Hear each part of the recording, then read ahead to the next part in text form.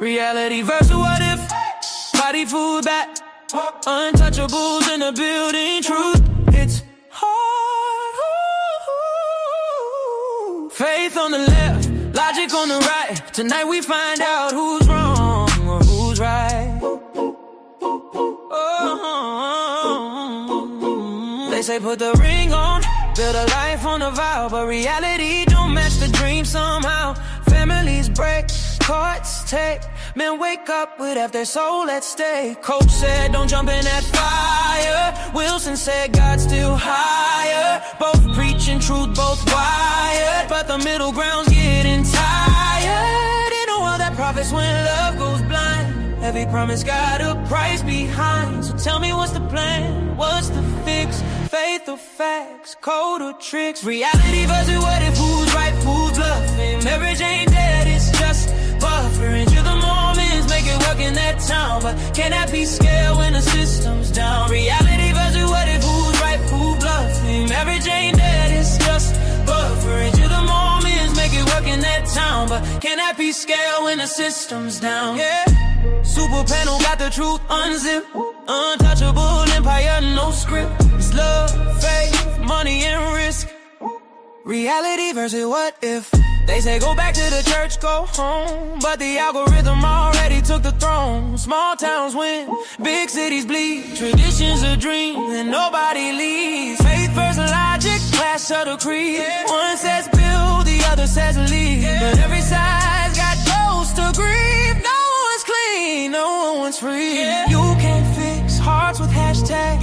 You can't save love with flashbacks. Every side talks truth and then stats, but who's living what they preach in their chats? Reality versus what if, who's right, who's bluffing? Marriage ain't dead, it's just buffering. You're the Mormons, make it work in their town, but can that be scaled when the system's down? Reality versus what if, who's real, who's ripped?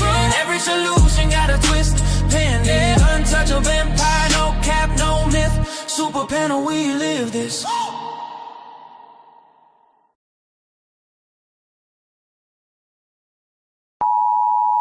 The content presented on the following show is intended for satirical and educational purposes only. The views, opinions, and statements expressed by panelists and guests are their own and do not necessarily reflect those of the host, production team, or channel. Additionally, any third-party content featured in this program is used in compliance with fair use under United States copyright law, which allows for commentary, criticism, news report, teaching, and research. Viewer discretion is advised, and we encourage independent thought and discussion.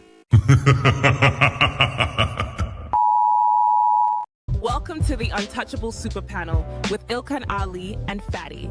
Kick back, relax, and enjoy the show.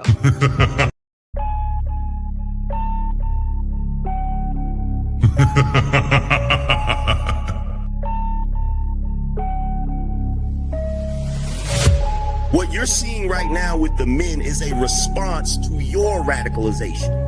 So to try to project that onto us is absolutely ridiculous. And the men are not behaving the way they're behaving right now because they can't keep up.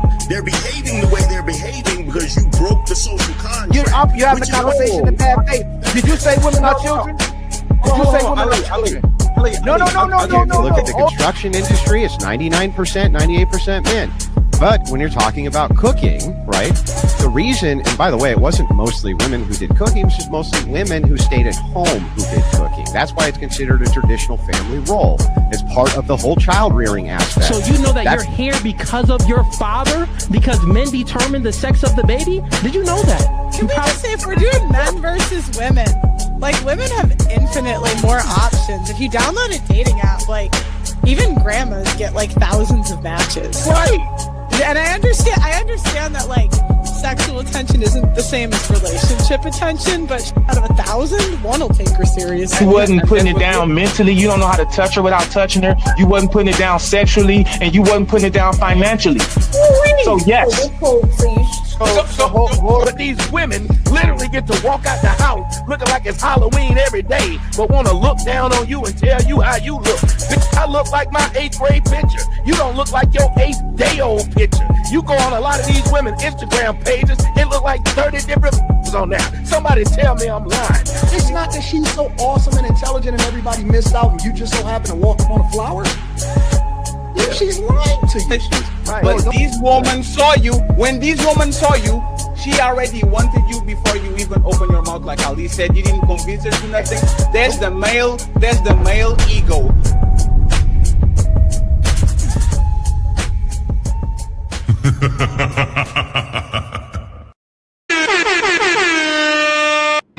It's time to do. Welcome everybody to another super untouchable panel.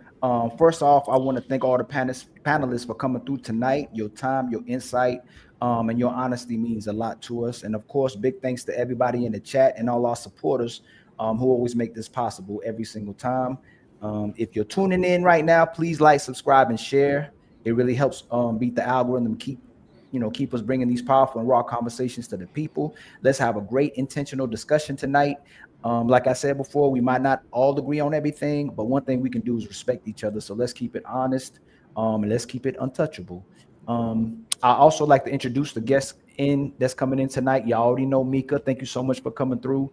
My brother Raphael, Miss Lucy, Mr. Jonathan, Angele, and yours truly, Mr. Fatty, as well too. So hopefully we have a great discussion. And hopefully we share great perspectives. The first question that I want to ask today, before we get to the hot topic, is: do women like when men tell them the truth, or do women like when men actually lie to them? And we'll start with Mika, and we'll go around. So women do like for men to lie because usually the lie sounds better. But it's better to tell the truth. I always think men should tell women the truth.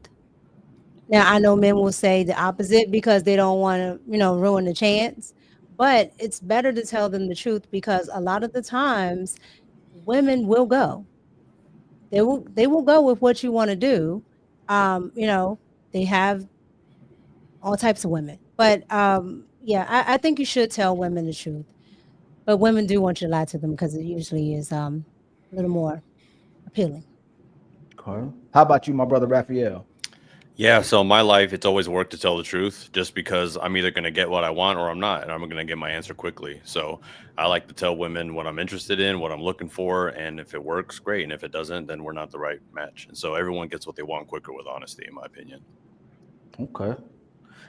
Angele, do you think it's better women like it better when men tell them the truth or when men lie to them? I feel like they say they like it better when they tell the truth, but secretly I feel like they like it better when they lie, depending on how much they like the guy and where they are, like if they just met them. Okay. How about you, Mr. Jonathan? Yeah, I would probably have to say when it's convenient, the truth is the best, but when it's inconvenient, I would say people probably like to be lied to, sadly. Okay, I'm gonna have to come back to you, Mr. Jonathan. How about you, Lucy? You think it's the truth or the lie that women enjoy? I mean, I'm one for the truth. I'm gonna say, here's what it is. And if I were on a date, to be fair, I haven't dated a lot. Okay, I've had 2 committed partners, one for 18 years and the other one for the past couple of years, who this baby I had with. And if right off the bat, it was like, look, this is what it is. I'm not gonna date for fun. I'm not a casual dater. Like if you're taking a whole package deal or not. And if I was on a date with someone and they said, you know what, I am a psychopathic killer, I'd be like, cool, thank you for your honesty. This date is over. So women don't like I prefer killers. that. Some do. Women don't like killers. Some do. I would say the vast majority don't. I'd say the vast majority do not. Okay. Do you think a woman would prefer a dangerous man or a nice man? A little combo. If she had to pick, would she rather be with a dangerous guy or a nice guy? I would imagine a nice guy. Oh, over a dangerous guy. No, but look, a man who knows what he's capable of and still chooses to contain that. Because Oh, that's that good. is the kind of protectorship that she wants. And we don't like nice guys. We don't like, what's that word? The simp?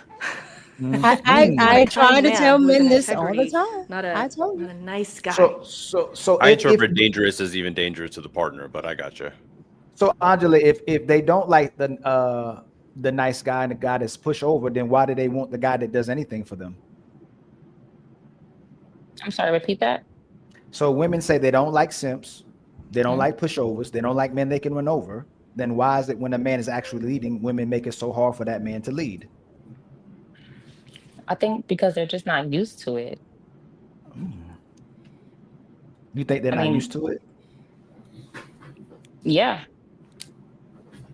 Like, a lot of women haven't grown up with the fathers in their home. They're not sure what that really looks like.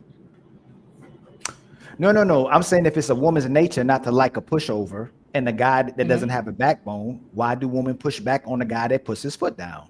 Like we can say it's No, the father. it's just We can like stubbornness. we going to the father, but I thought I thought she liked the guy that puts his foot down.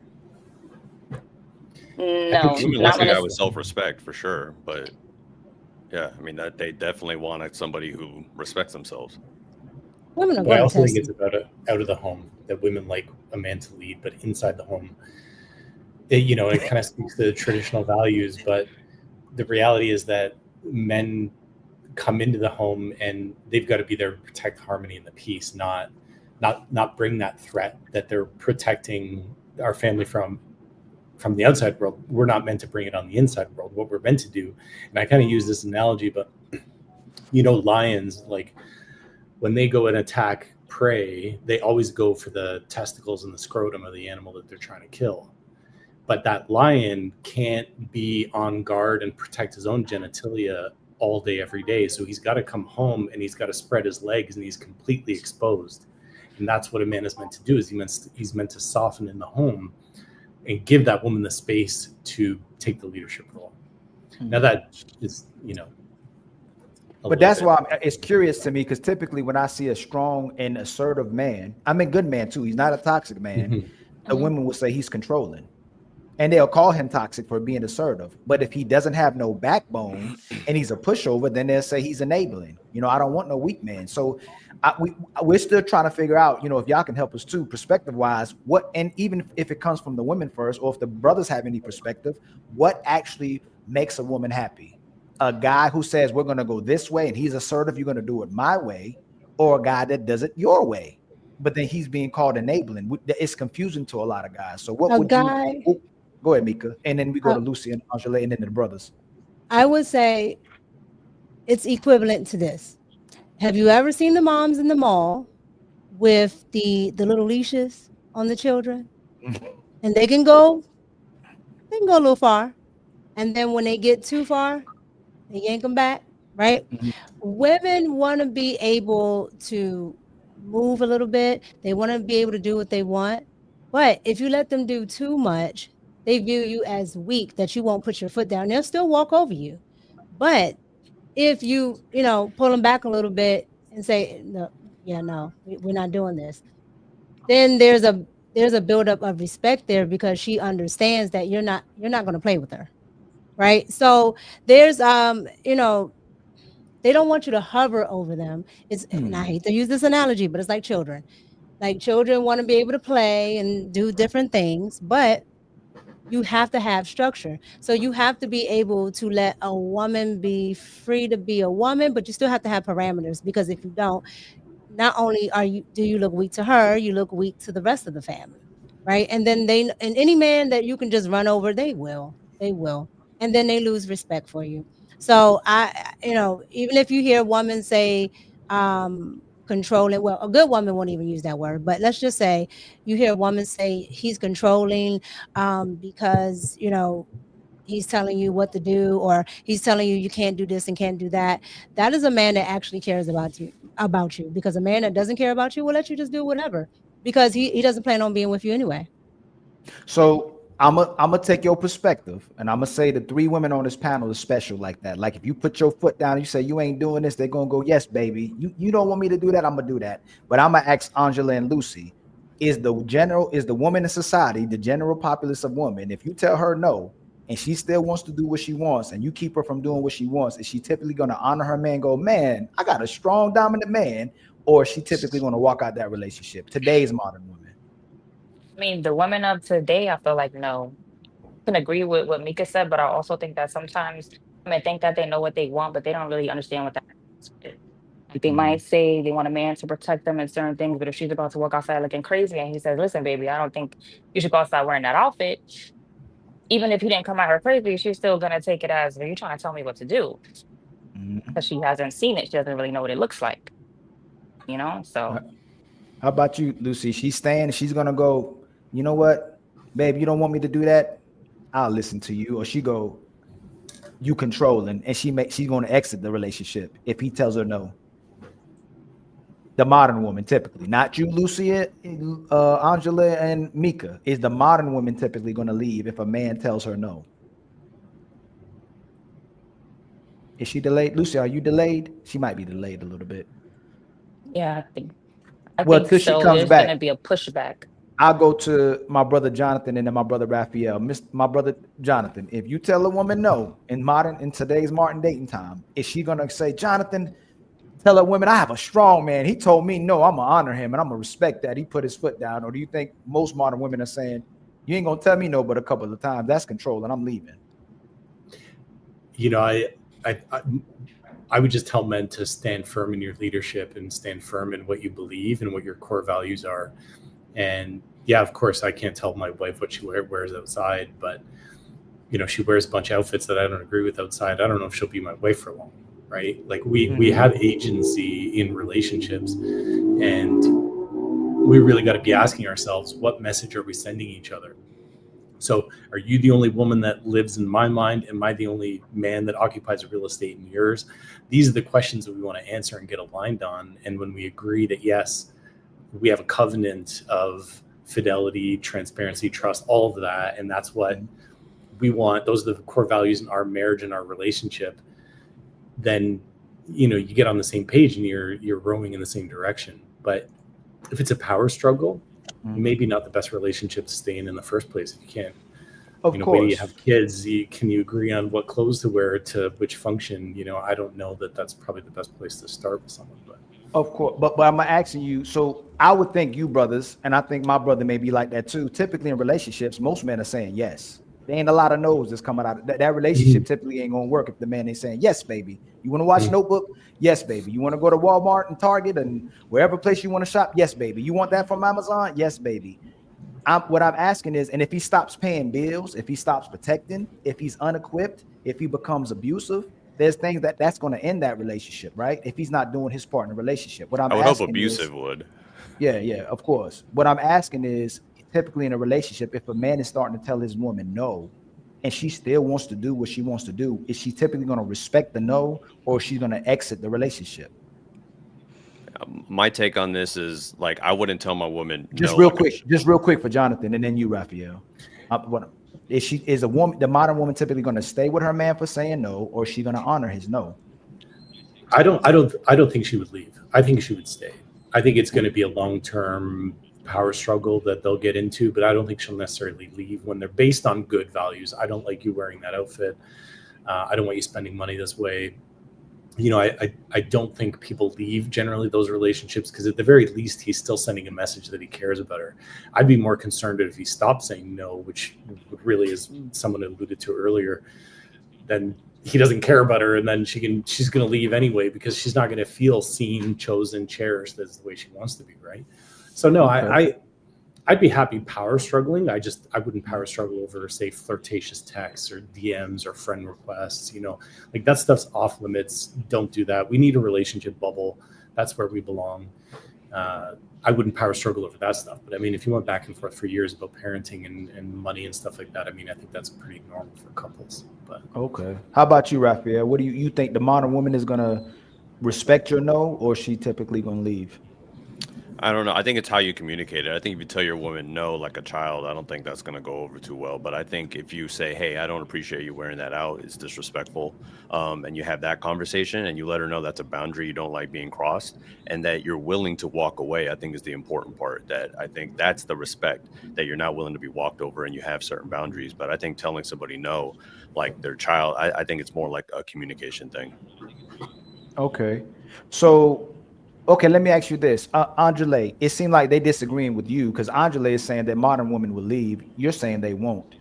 Can you tell me, Jonathan and 'Cause I feel Raphael, like it's just like a continuous thing. She will leave. if she is saying no, if she is not cooperating, how can a man in modern times get that woman to cooperate if she's not willing to cooperate with you outside of leaving? Because we would attest that a lot of men can't even lead in relationships because there's not really nothing they can do to redirect what's going on in a relationship. And the only thing men tell them in today's space is leave. If she's not listening, leave. So if he's the actual leader, what do you think the best route a man can go to remain in a relationship to correct his woman and redirect his woman to remain in the relationship so he doesn't create a broken family? Like what advice could you give the men to correct? How can they correct their woman in their relationship if they're the leader? To me, I'd bait and switch her, to be honest. And how would you do that? So when someone's pushing back against something that you want, it means that there's friction there, right? Mm-hmm. And it's my belief that we need to unlock them, like their heart, their buy-in, their agreement, their mind. So if you're getting pushback in one area, drop that like a hot potato and then switch over to something else to try and send a different message to them that you matter to me, I care about you, you're important, I see you, right? So when the way I see it is, if you fill a bucket with a fire hose and it leaks a little bit out of the bottom, who gives a shit that it's leaking? What you care about is you're filling it with a fire hose, right? So pour that love, that energy, that effort into the other parts of the relationship. And the odds are she's not going to care about the small things that you guys are arguing about.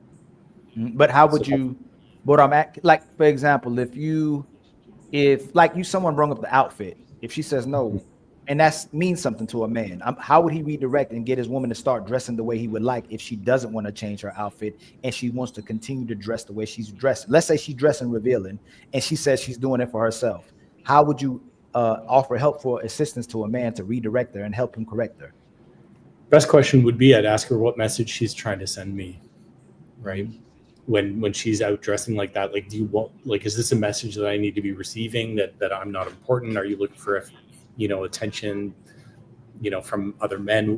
What am I supposed to take away from this? And if you think this is a good idea, when we have our daughter, should I be raising her or our son? Let's take our son. So we have a son together. What message would we want his wife sending him?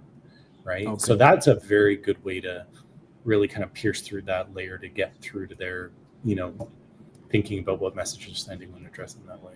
Okay. How about you, Raphael? How would you redirect her? Well, I wouldn't call it correction. I mean, that's an adult. They can make their own decisions. I would say communication. Hey, this is what it's doing to me. And at a certain point, I'm not going to tolerate this. I agree with Jonathan about why are you doing this? Like, help me understand why this is something you're so insistent on, even though it bothers me. And I would have honest communication. Again, if you have boundaries and someone's going to continue to disrespect you, you're going to have to be willing to walk away. But I don't think there's a correction that can be done. That's an adult with full agency. Okay. And if I could say something about that, I think the message that a lot of men get when a woman were to seek attention from other men is that he's essentially not good enough for her. And a man who doesn't see himself as good enough doesn't actually see himself as successful. And every single man I know wants to see himself as successful because it's so tied to his identity that he's a good man. A man that's not successful will think he's somehow broken, flawed, and it's an identity piece, right? That's why it hurts men so much. But do you see how advice just goes strictly to the men in society?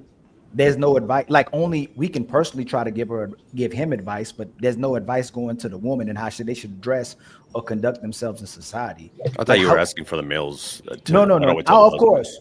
No, of course. But even if you went to the woman, who would essentially give the woman advice? Do you think society, that's why I'm asking this. So it might have came out the wrong way, but in society, she would be endorsed to continue to dress how she wants to, and it's empowering. She'd be endorsed to do what she wants to do versus a man telling her what to do. It'd be controlling. Like a lot of the women would come to her with a different. So if you came to your woman saying that, hey, I'd want you to conduct yourself in a certain manner for our children, do you think majority of women would tell her, hey, you should listen to him as well too? Or would they say, hey, he's being controlling. That's kind of toxic. Like, you should be able to dress how you want to dress. Do you feel like that she would get a different message from society and from her friends versus what the man that loves her tells her?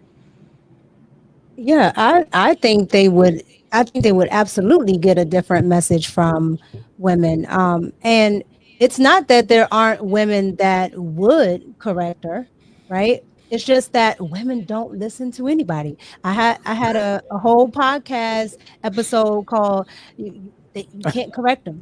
You cannot tell them anything. You can't say nothing, right? And it's because when men say it, it's misogynistic. When women say it, you're male identified, you're male centered, you're pick me, whatever, right? And the thing about it is, there can be women that don't even dress that way, right? They will still not say anything because they want that leeway just in case. So if they ever are in that space, they will also say, well, they will also get the benefit of the doubt of saying, well, I can dress that way. So you'll have women that don't, aren't in any of those situations, but they won't say anything because they want that as well. So if you take that off the table and they get there one day, now it's not open for them. So that's why those type of women don't say anything. And then you have the women like me who say stuff, and then, they come for me and say, you're not a girl's girl and blah, blah, blah. But I'm the biggest girl's girl because I want us to win. And so I don't tell you the things that are going to take away from you, have you wasting your time and spinning in circles. I'm actually going to tell you what actually benefits you. But society doesn't want them to do that. So they're used to hearing the nonsense and the stuff that doesn't get them to where they want to be. Yeah, I agree with that. I mean, Angela, what do you think? Like, do you think that most of what women are telling women today is beneficial for them, or is counterproductive to what they're telling them? Is it going against what can go to families and the man, or is it counterproductive? It actually puts them in a position where they're losing the people they love and it's compromising them. Because I know what I do notice is this: I rarely hear men come on panels and say they're on a self-love journey. They're looking for themselves. They're broken. They're healing. They're 40 years old, still healing. 55 years old. Say, hey, Jonathan, how you doing, man? Hey, brother, I'm healing. Jonathan told me he was working out. He came from the gym. He's living his best life. He's doing whatever he can. Maybe more men say that. Right. But if women are doing so good without men, if women are they're lit all by doing it big all by themselves, and they're such boss babes, why is it so many women coming back saying they're traumatized, they got PTSD, they're healing, they're broken, they're healing, like making their own decisions? Yeah, it's because the advice that society and women are giving them is extremely wrong. Like I always say, I'm not a girl's girl, I'm a woman's woman.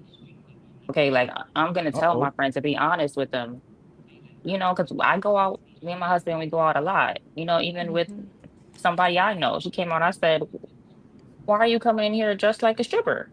Like I understand that, we going out, we're gonna have fun, but it's, some certain things are for certain things. She just laughed me off, but I'm honest with my friends. Like I'm gonna tell them, like, listen, a little too much. I love you anyway, but next time we'll do it together.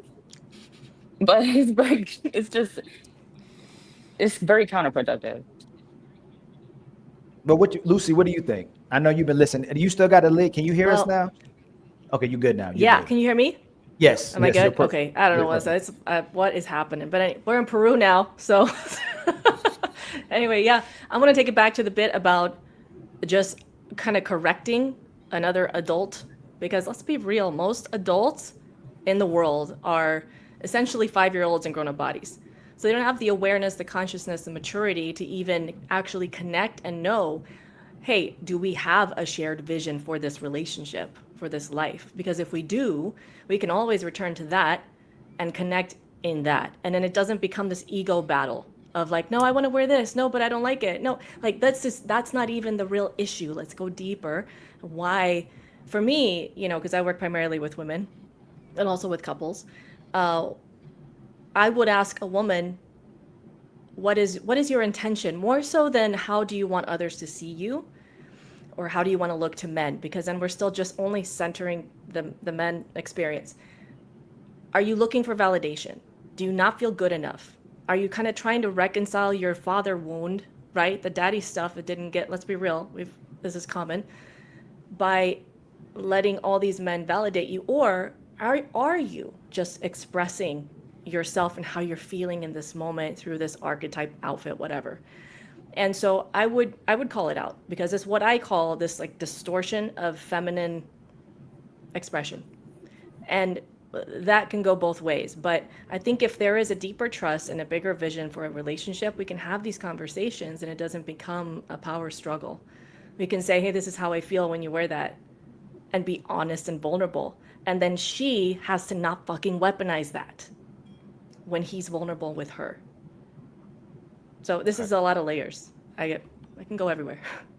That's facts. My brother Fatty, what do you think about this conversation, my brother? What do you believe? Do you think women in modern times, you think they enjoy the men lying to them, or you think they want the truth from men? How are you guys doing? Trying to understand woman is a waste of time. It's like saying, is the city of Chicago hot or cold? It depends on the season. If you go there on the summer, it's hot. If you go there on winter, it's freezing cold. They want liars in one season. They want honest men in one season. They want men that play in the middle so they can have plausible deniability in another season. They want men that are controlled in some seasons, men that let them do what they want in other seasons. They want jealous men, but they are not too jealous. But they want clingy men. They're not too clingy. Like, understanding woman is a complete waste of time. You will always try to chase. It is the dog chasing the buzz. The day that you are going to run 1,000 days after the buzz, and the day you finally catch him, you have no idea what to do with the buzz. You have no idea. The dog is going to chase it, and once he gets the buzz, he has no idea what to do with it. So this is the reality of modern woman, and I believe older woman too. They just add some mechanisms that kind of restrain this indecisiveness. But for the most part, they love what they love. They love liars in some seasons. They love nice guys in other seasons. Love bad boys in other seasons. You will never uh, uh, get a woman through predisposition. You just get a snapshot and a picture of how she used to move 3 years ago, 1 year ago, today. So is a waste of time for men to try to understand women and what they want, because everything they want is right now. Tomorrow they'll buy a pair of shoes, and then they'll say, "This is the last one I'm going to buy." And then in 3 weeks they go through a store and they see another one they want and they buy it again. So it's not the last time. It was just the last time right now. Athena, what do you think about? Of course, Jonathan. I love how you put it as seasons. I just think that, at least like in my vision, men are consistent in their not knowing what they want, though. So whereas women can be consistent and inconsistent, consistent and inconsistent, I find a lot of men just generally don't know what they want, and they can spend 30 years searching for it, even though if they've committed to a woman. They're still the ones on. It's not women that are making OnlyFans blow up to be the highest revenue per employee company in the US, right? That's men. And Yes, so but I just think that we can't oversimplify and just, say that women are the Of course. inconsistent ones. Men are just consistently inconsistent. So men always like big booties and big titties. They are very consistent with that. Since they are 15 until they are 67, they always will like it. They will just suppress that because they have better things to do in life. You know who actually is very indecisive? All these top earners, OnlyFans models, like, for example, Mia Khalifa, like, for example, Lana Rhodes, that have catalogs of hundreds of videos. And once they get $1 billion and they want to get married, they are demanding everybody to delete the videos because they don't want their kids to watch it on the internet. Respectfully, men are very simple and very consistent. There's no woman that marries a man and thinks, my man doesn't like attractive woman anymore. He doesn't look at attractive woman anymore. He's just suppressing their woman for whatever reason. Once again, If you meet them at 21, 31, and 41, it looks like you're talking with a different person that came from Mars, from Earth, and from planet Namek. You don't like they don't correlate with each other because different times for a woman before getting married, after getting married, while they are pregnant, after they have kids, menopause, postpartum depression, they are not the same even chemically from day to day basis. So you're not going to find the same woman if you wait long enough. In my opinion, even though there's a lot of men that don't know what to do, you're probably right. I don't think he compares with women. I think more women know about men than men know about women. But men can like big booties. But if he's got one at home, what is he? Why is he so inconsistent that he needs to see all different big booties from different women? Right. So he can blind himself in his like of big. I like ballerina bodies. My wife. I'm an ass man. My wife is incredible. She's perfect body type. It's all I need. It's all I look at. And so we can be consistent in what we like. But if you've got it at home, why are you looking for it and trying to find an inconsistent, a new booty to look at day in, day out? Because right? because men like variety. The same way a woman has attention from her husband, and she still wants attention from other men, like Aisha Curry a couple of days ago talking about these, like or Ciara dancing in front of everybody and try like these. We are very predictable. Your man will still enjoy looking at other gorgeous women. Your woman will still enjoy get nice attention from her friends and the people watching on Instagram once she buys a new car, gets a new bag, or is dressed in a certain way. Like we are not asking women to not feel what they feel. If you feel like you need attention from other people, do it on a classy way. Like you're going to feel that you are going to actually have this positive reinforcement from people that are not me. So go outside with your friends, dress nice, or that dress that I don't like that you wear by yourself. We're going to a nice restaurant. I'm going to be on your arm, so you are going to be safe about it, and you're going to flaunt that dress so people actually watch it and says, you know what, Fatty has a really nice wife and she dressed really well. We can always do this, but I don't understand why every time we talk about man, we stay on the man, and every time we talk about woman, there's somebody that likes to say, what about the man? What about the man? What about the men? These women are the most powerful women in the history of mankind. They are presidents, they are mayors, they are astronauts, they have bank accounts, they ride G-Wagons, they can go anywhere and everywhere. The fact that we are going to, for whatever reason, infantilize these women, and every time we have a conversation about their responsibility, we flip it to men, shows that for whatever reason, we still condition that if something is wrong, it's the man's fault, or the man has something to do with it, because these women are not grown-ups, or at least we don't treat them like some. Well, they've already been called children and dogs on this show, so I mean there is some infantilizing happening. But at some point though, we gotta ask ourselves, we're asking a woman not to dress a certain way because we're worried about the message she sends us, but what message are we sending her when she's not on our arm at the restaurant, but she's also not on our finger when we're clicking on the mouse to go check out different sites, right? So what message do men send women when we engage in this type of OnlyFans pornography? It's devastating. So it makes sense that they're going to ditch us after 3 years and trade us up for someone who is more. I want to ask you two a question, right? You said if a woman isn't on your page, you should leave, right? That's what you said. If she's not cooperating, if she's inconsistent, if she's not listening with you, y'all both said you leave, right? But if we're trying to be intentional, we're trying to keep families together, and it's 90% of subscribers to OnlyFans are married men. So the single men aren't watching. It's married men. So if we're really having this honest conversation generationally, a lot of women in society now, the women don't want to be traditional. Most women aren't consistently cooking. Most women are consistently cooking. Cleaning. Most women are consistently having sex with their men. Most women are consistently catering to their men, allowing their men to be emotionally vulnerable, be able to communicate with them without shutting down and making it about themselves. If they're watching OnlyFans instead of cheating on their wife to stay together, Isn't that something that should be understood and justified if the woman is inconsistent in the room rather than breaking his family? If you're the leader of a country, would you want a man to stay with his wife and turn to something he can watch without having to leave her so he can feel something from a woman because she's inconsistent? Or would you tell that man to leave? And I'm asking you, Jonathan and Raphael, being honest and fair. We're asking men to be real men at all times. We're asking men to be marriage-minded, righteous men. But then we're saying, hey, she can wear what she want to wear. She can do what she wants to do. She's a woman. She's not, and no one's referring to her as a dog or a child. I don't know where that analogy came from, but I believe most women are extremely smart.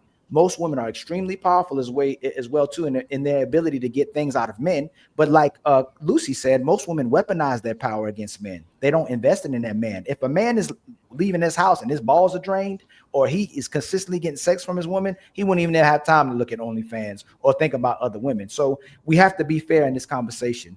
Most of these men are incapable of getting women, and the men who are being loyal to women, they are watching OnlyFans because they can't get women either. It's hard for them to cheat. So I would think it's fair if a man's watching OnlyFans because his woman is inconsistent in the bedroom or inconsistent in the house, and he's not cheating. He just turned into OnlyFans. Don't you think that would be fair?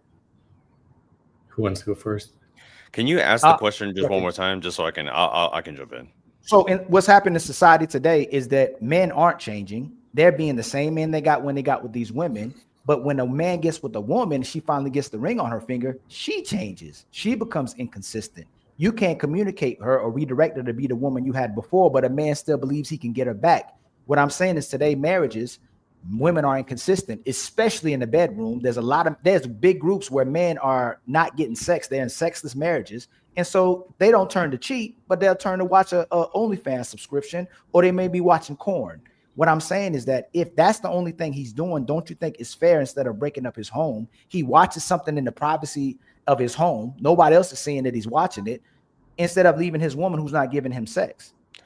Look, I personally don't have a problem with guys watching porn as long as they're not addicted to it, as long as they have self-control. But if that's not something that his wife wants him to do, then I think that's something that he should be honest about. They should have a conversation. They should figure something out. But again, it goes back to communication.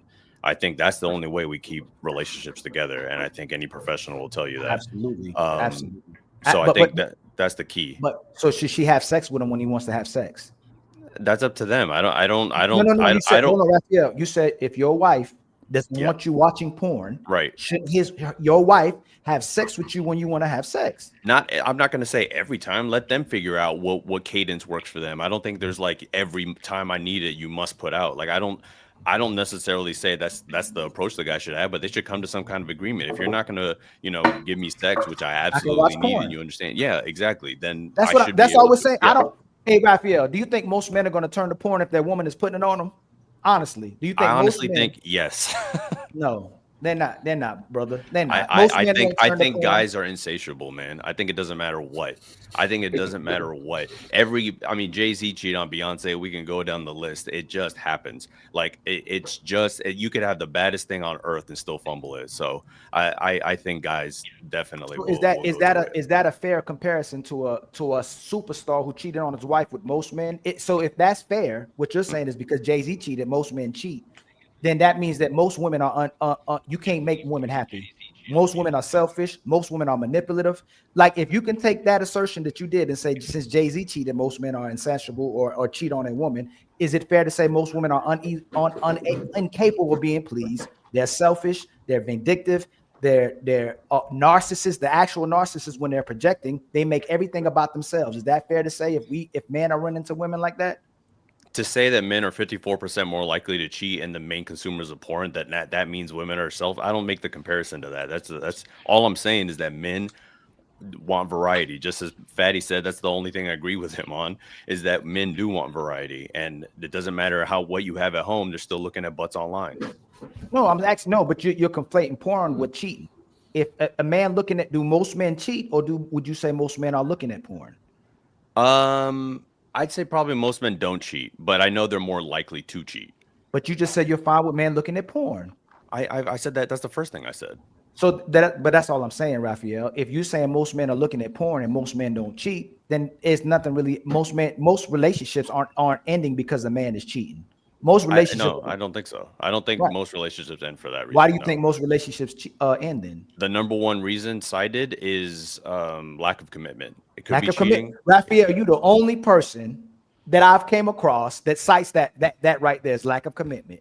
Like that's the number one, right? That is Do the you only think reason. that's the main one? Do you think it's the lack of commitment to the man most of the time, or is the lack of commitment from the woman to the man? Well, statistically, men are 54% more likely to cheat. So I think if you look at that math, it's a potential that it's the man. No. So I'm asking, no. So do you think? I think you're asking, do women initiate divorce more? They do, 80%. For sure. That's what I'm. So who's more loyal? I don't think filing for divorce determines loyalty. I think that determines who actually legally filed for the divorce. That's all that stat says, in my opinion. Right, in your opinion, correct? But if I never leave, we won't know. We don't know. All we have is the opinion. Every identifiable difference we have to is go, for we one have to reason. go off that. But that's your opinion, too. Then if you don't know, you can't say whether it's happening because he didn't want to leave, and you can't say it's whether we can say it's because she wanted to leave. You can't say it's because he wasn't happy in his relationship. I never gave a definitive. I said that if you look at the statistics of cheating, you might be able to assume it's men.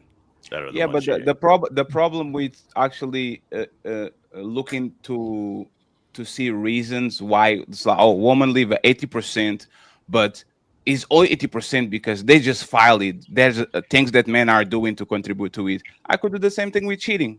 I could come here and speculate and say most men cheat because their woman is not touching them right. They're not touching them enough. I don't have that data, so I'm not going to speculate. But if I'm going to be biased, I can actually put the blame on woman for something that men are doing. The cheater has the responsibility for cheating.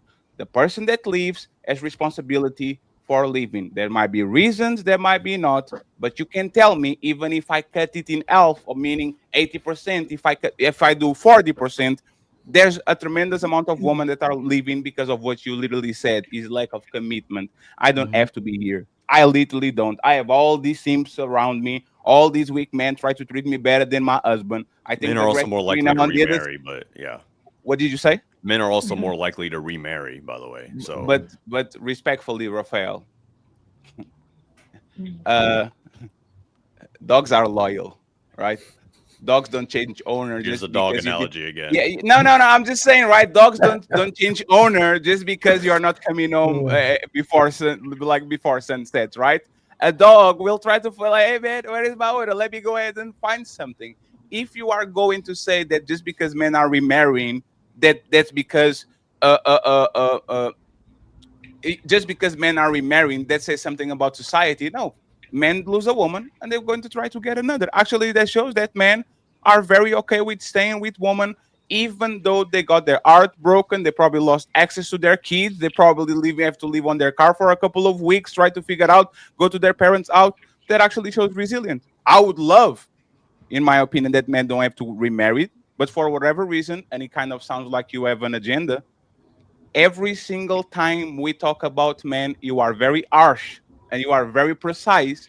But every time we talk about women, you kind of like soften the blow and pull it back and find the justification. I don't think you respect women the way they say you are. I think I actually, and the people that put accountability on women, have the most respect for them, because a powerful being doesn't need to be pampered. A powerful being doesn't need to be lied to. A powerful being receives the information that was given to them and thrives like all of these women are doing in business and school and all that shit. So respectfully, if you respect them, I don't know how you try to kind of give them you're giving them a little bit of candy when they actually need a little bit of syrup. And that's I really like what you said there. Actually, I actually do 100% agree that women should be given the truth, the whole truth, and nothing but the truth, and let them sort out where the chips fall. Right. But I also think too, though, that when you get into statistics and all of that, I think men are more forthcoming when it talks. When you have to talk about cheating. Most women, don't want to be known as a cheater, even if they are cheating. And then two, most women will not tell it, right? So men, you can pretty much, ask if they're, cheating, or have they cheated, even if they're, remorseful or not, whatever. They'll usually tell you. Women, not so much. And then you have to look at it also, that women usually they move a different way. So I, I I find it hard to say that men are you know the ones cheating the most.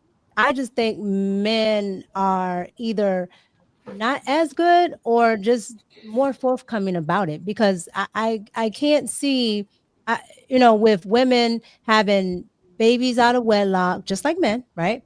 Having kids that don't belong to the dads, and you find out in the end and things like that. I can't see that not being a part of infidelity. So I just think it's not put under a microscope like it is with men. And men are also more visual, right? And you guys put that out in the front as well. Like you're very visual. We can clearly see you looking at this woman and that woman. So it's already there that yeah, you have the capabilities to cheat. But women, we don't really do that. It's more so like, oh yeah, we saw it and you never know it. So I'm gonna ask the ladies this before I ask the brothers. If we're gonna have a fair, intentional conversation, if I'm not providing for you, if I'm not protecting for you, if I'm not taking care of my home, most of the men would support you leaving the house, correct? They support you leaving the home, correct? Sister, just real quick answer. If the man is not providing for his home, if he's not taking care of his women, his kids, most men and women would support you leaving your husband if he's not doing right by you, correct? Absolutely. Absolutely, right? So if we're being extremely intentional, we know the nature of man. We know that most men by nature want multiple women. Some men might deny it, that they don't want multiple women. If you can get a man in a monogamous nature, shouldn't that be the deal breaker for him either to cheat or leave if a woman is not having sex with her husband? I'm asking the sisters first. If a woman is not having sex with her husband, isn't he justified to leave first? Two, if he doesn't want to leave his woman and his children, shouldn't he be justified to cheat, to stay with his family? So first question, should he leave if she's not giving him sex? Two, if he doesn't want to break his home, should we support him to cheat to stay with his family? He's just cheating. He's doing everything else. He go, look, man, she ain't giving me booty consistently. I'm not getting it like the way I want it, but I'm paying the bills. The food's on the table. There's the roof over our head. Hey, I need to be supported cheating so I can stay with my woman. So first one, sisters, should he leave if he's not getting sex? I think he should. I think he should be. I think that should be on the table, which is probably why most women, just real fast. most women will say that. Would most relationships end if men did that? Would most relationships end? If men ain't getting, look, we're going to concede to this. If men stop having sex, if women are not having sex with their men consistently, and y'all saying yes, he should leave, would most relationships end? Yeah. Yeah. Right. So if we know that most relationships would end because of that, but a man still wants to take care of his woman and children, shouldn't we support a man cheating instead of breaking their families? So we have families. But that's what I'm saying. I think you're looking for the verbal, but I think a lot of women already know that. Like they know a man will. Most women know a man will cheat, especially if you're not doing what you do. That's why most women will say that's not a deal breaker, or most women won't leave from the man just cheating. I'm asking that because if we have a market, if we have a market of men smashing and dashing, I think it's a matter of safety too. I'm sorry, there's a little bit of a lag, so I hope I'm not. Oh, so Lucy, go right after me. When if we have a generation, too, because a woman's nervous system needs to know, like, do you really got me? Are you actually choosing me? And to be honest, that was a breaking point in my 17-year marriage, because he got to a point where he was in his journey, 4 kids, 17 years of marriage, and he wanted to be able to do what he wanted to do when he wanted to do it, but in a very kind of spiritual, bypassing way. And I said, that's not the vision. That's not it. That doesn't work for me. But so honesty don't work. No, honesty definitely works, but I don't. Well, from what Lucy is saying. So hold on, I don't want to go away too fast because like hold on, Mika, hold on real quick, Mika, before we get to that. I don't want to go away from that too fast. The current market right now is having women who are marrying and then leaving, or women who are not satisfied with the current market of men. But then when we address the fact that most men ain't even get consistent sex in relationships, now we have a market of men who smashing and dashing, possibly get a woman pregnant, and we having single parents because the woman isn't consistent in her area. So would you rather man tell the truth and cheat and stay with his family, or men lie to women to get sex? Because women are lying about going to be committed and catering to a man. It's the women who are lying. I'm going to be your wife.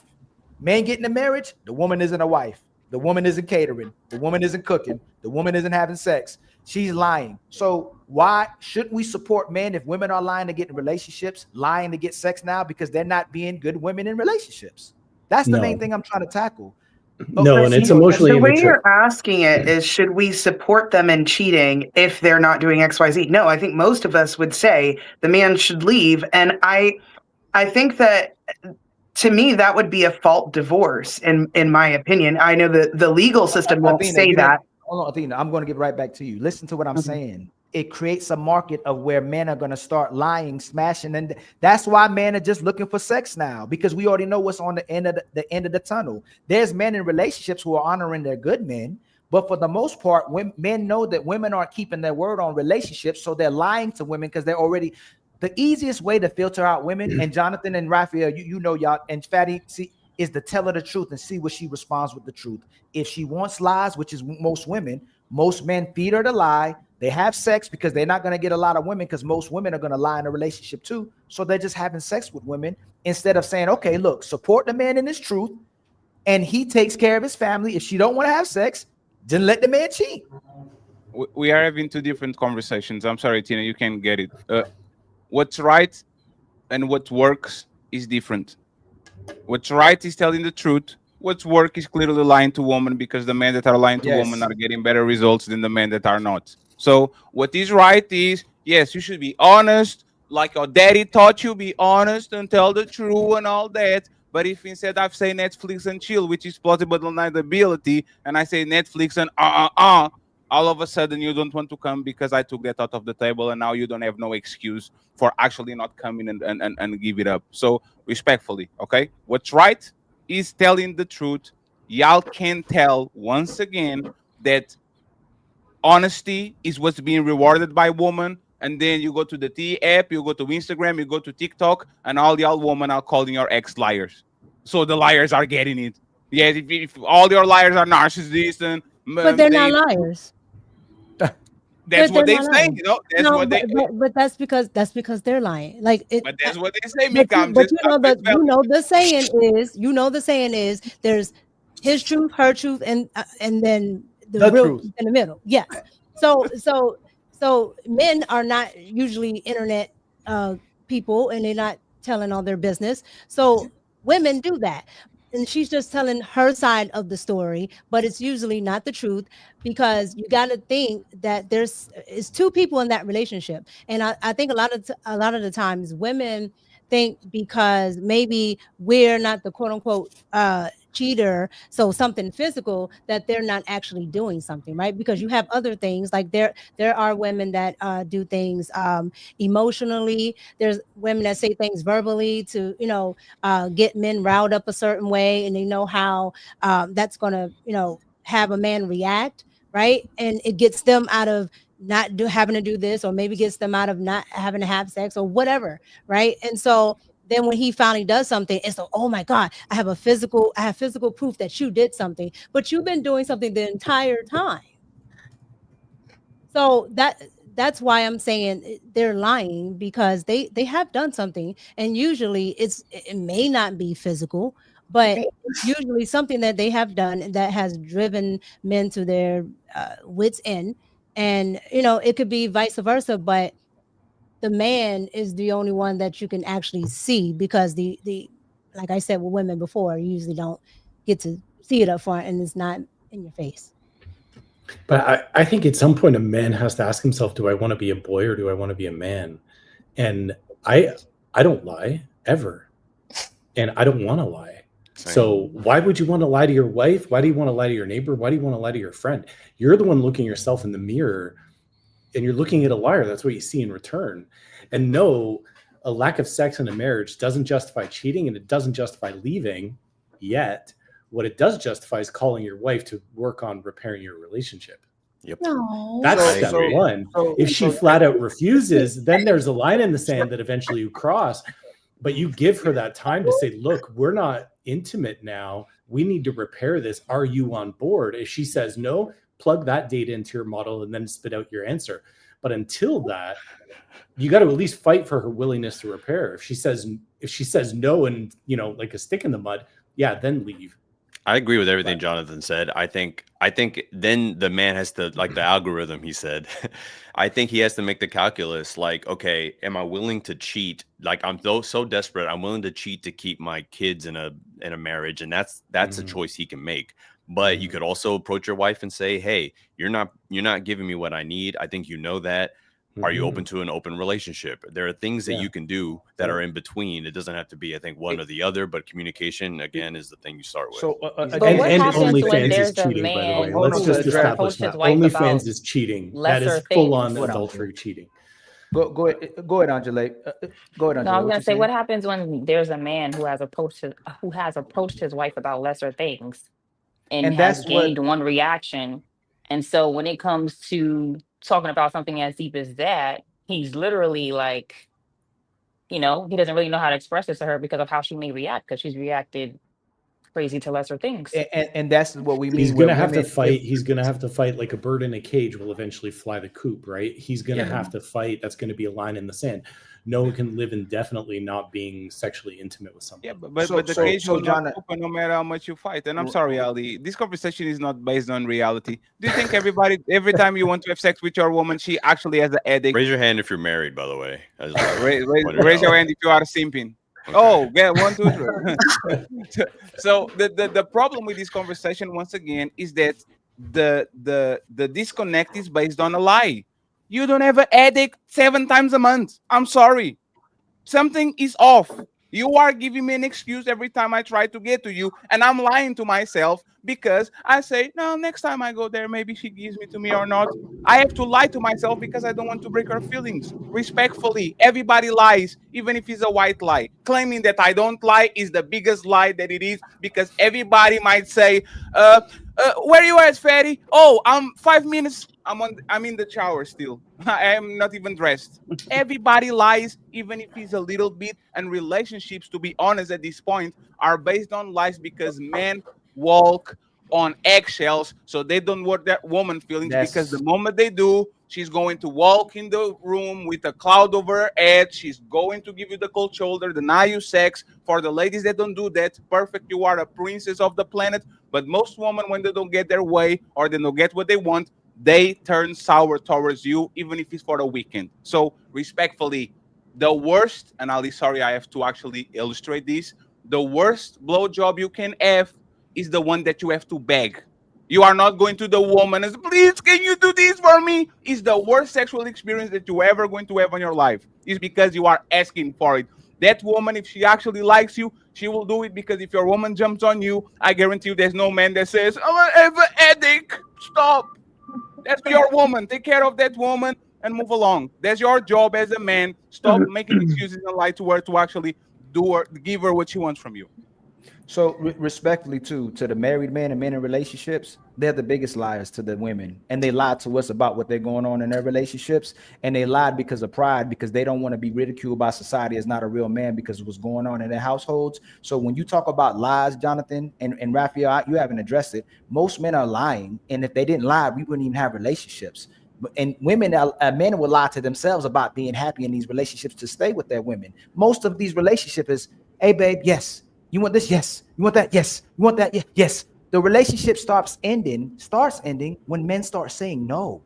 So if we're going to say stop lying, then tell your woman, hey, I don't feel like going anywhere today. We staying here tonight. I do that all the time. We're not moving the floor. Hold on. I'm not talking about the rarity. And by the way, if you have a woman that cooperates with you, submits to you, is on your page and loves you, you have a great woman. That's what we're saying, is that we can't conflate that with the modern woman. There are phenomenal women out there that are transparent, that are great women. They like cooking for their family. They like catering. They don't see that oppressive. They don't see us listening to their man as a slave. They don't say they don't want to be a traditional wife and they need the leisure life in order to be a man. But we're talking about the modern woman, Raphael. We're not talking about the minority of women. Majority of men are yes men.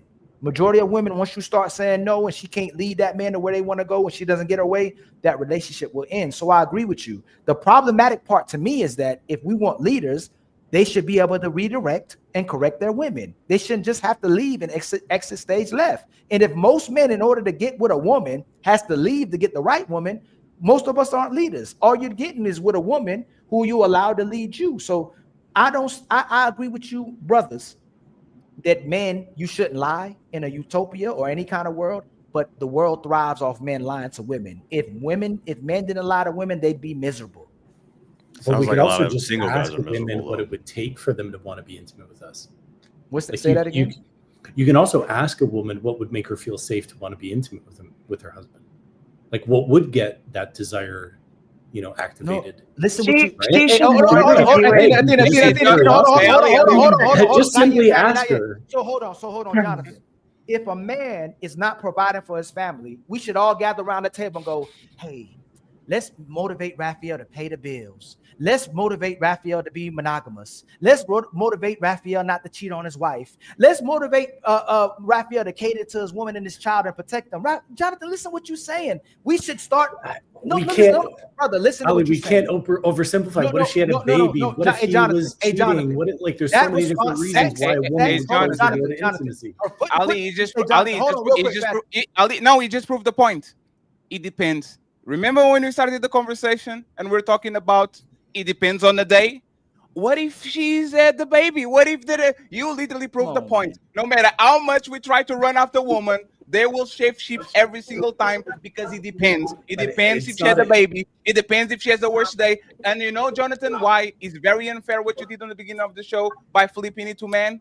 I guarantee you your woman never had to make you feel safe for you to give her a little bit of sugar. Never. I guarantee you your woman never had to come to you and says, let me give you a safe space so you can... No, you said, oh, you want it? I got you. But on the other way around, these women that promise you that you are the only one for her, that have kids with you, sleep on the same bed that you, share the biggest achievements with you, all of a sudden she needs to feel safe and you need to explain to her how you want to get inside of her when you did that shit 1,000 times before. Makes no sense, respectfully. You got it. It doesn't make sense until you see the DMs that women will catch her husband sending to his secretary or to random women. Like, men, through their inconsistency or desire for inconsistency, can send awful messages to the women that they're in a relationship with, and that woman closes the door. A woman that finds DMs that's extreme, but and of course you're going to be on punishment if I catch you cheating on me. Of course, every day. This I'm not giving it up. Anyone on the panel? Hey, Rose. We're talking about like I get Rose, 50 DMs just to make sure. One second, Hold on. Hey, Rose, you got it immediately. Anybody on the panel is a monster to think that if the woman catch the man on DMs with other woman, that she should give it away. Anybody's this kind of monster that is talking about one of these situations where a man gets caught either cheating or on the process of cheating, and we don't allow that woman to have an emotional reaction and to say, no, I don't want to be with you right now. Who is the monster on this panel that allows you just classified her as one being inconsistent, that she wants this and she wants that. Jonathan creates monsters that nobody has. It just creates a monster so we can debate about it, but everyone agrees if your man is cheating, if your man is cheating, and asking the woman, hey, we're not having sex, we're not being intimate. If your man is cheating, if your man is cheating, you have all the right to not give him nothing because he did something bad. So you have to correct his behavior so he can actually deserve it. Rose, and then you can reply, Jonathan. That's and two. I'm sorry, I don't know how to pronounce your name. Leah. It's Angele. Angele. Okay. So you touched on what the first question was when, with your previous response. The first question tonight was, do women want their men to lie to them? And yeah, I would say the answer is yes and no, right? Like, no, I don't want you to lie to me about your feelings towards me, about going all the way with me, about sticking to our path, right? But are you going to lie to me? Yes. And in those situations where you're lying to me, if you're lying to me because you're DMing another lady, it's not that I'm okay with it, but it's like, that's life. I've been married 20 years, damn near. I don't think my husband has been perfect every year, just like I haven't been perfect every year. And some of the answers that the husbands on the panel are giving are very cookie cutter and exactly what a wife wants to hear. But for y'all to get up here and say you don't check out a woman's décolletage or her bottom, My wife knows I do that. Far-fetched. It's too perfect. My wife knows I do that. She's okay Oh with it. yeah, and I know my husband does too. That's why I'm just like, it's like, come on. But that's honesty. I told her Right. I like to do this, and she's okay with it. And so it's like more of that and less of, women are it seems like you all are okay with anything a woman wants to do to self destruct. If women want to dress promiscuously, it's like, let them dress promiscuously. We got to just tell them we don't like it. And then we got to wait for them to understand. No, my husband told me day one, we went on a date. My dress was too short. He said, I'm going to take you out, but we're not getting out the car. I said, why? He said, because your dress is too short. How we going to go anywhere comfortably and your dress is barely covering your bottom? That was the last time I ever wore a mini skirt.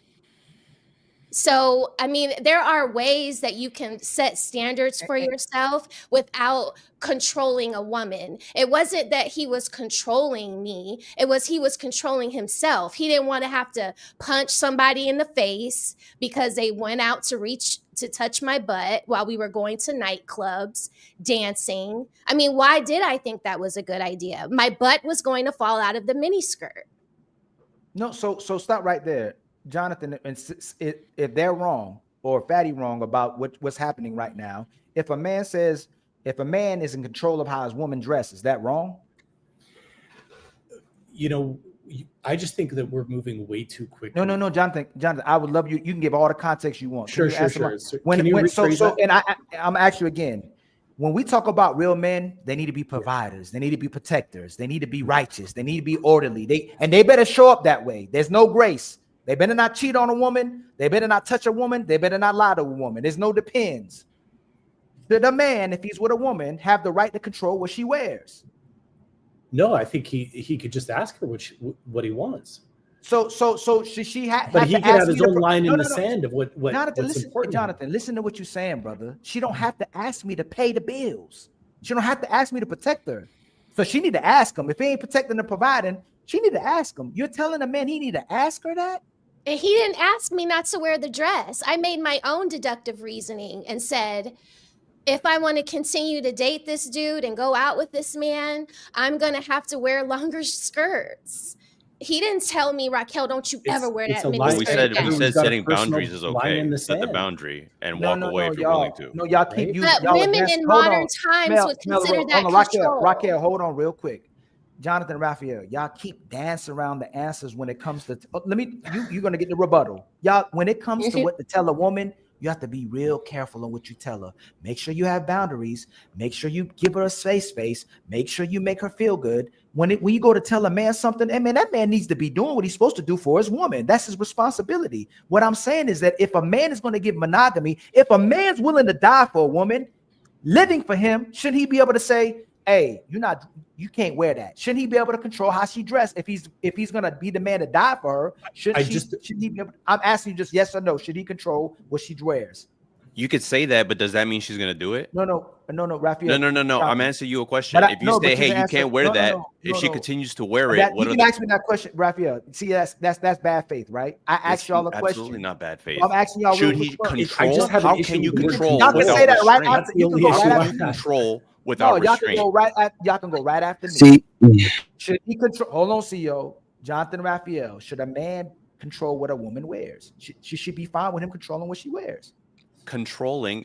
Who controls? And are you control? It's Who's controlling somebody in a relationship? I'm on your side. 1 second, friend. Hey, 1 second. Let's flip it. Final say. Okay, the woman controls what she wears, but the man has a final say, meaning it will not be problematic for 90% of the times, but one or time in 100 he's going to say, you know what, baby, I think that dress is not okay. You should take it. Do you think the woman should literally listen to the man without no fighting or nothing, or you think that needs to be the discussion about why she shouldn't use the dress and try to stay in the I think she relationship? would She'll be change. what she wants. You're putting it back on her again, y'all. No, because it's her choice. No, It's so her it's his choice on what she so, wants to so wear. okay, so hey, Raphael Jonathan, respectfully, that means I can dog out and cheat my woman if it's my choice. That's I should be able to treat a woman. Sure. Let me finish. You can, but she Because may I not can't- stay. Sure. because you are And if she's not okay with that, she'll leave. I'm fine with Yeah. support women's rights, right, and equality, right. If they have the right to go to work, they have the right to pay their own bills, get their own car, get their own house, and they can save their money. It's her money. It's not his money. Pick out their own And clothes.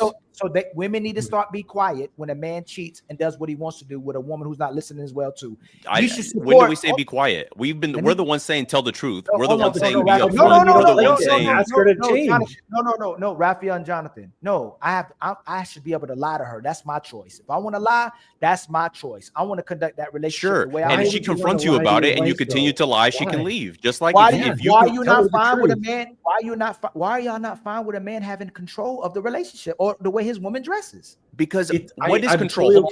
Real question. What is control? You tell your woman you can't wear that. What does she do next? No, I didn't ask you that. No, I'm asking you though. I'm asking you though. You tell your woman you can't wear this dress. What does she do next? She doesn't love. If she doesn't do it, she doesn't love you.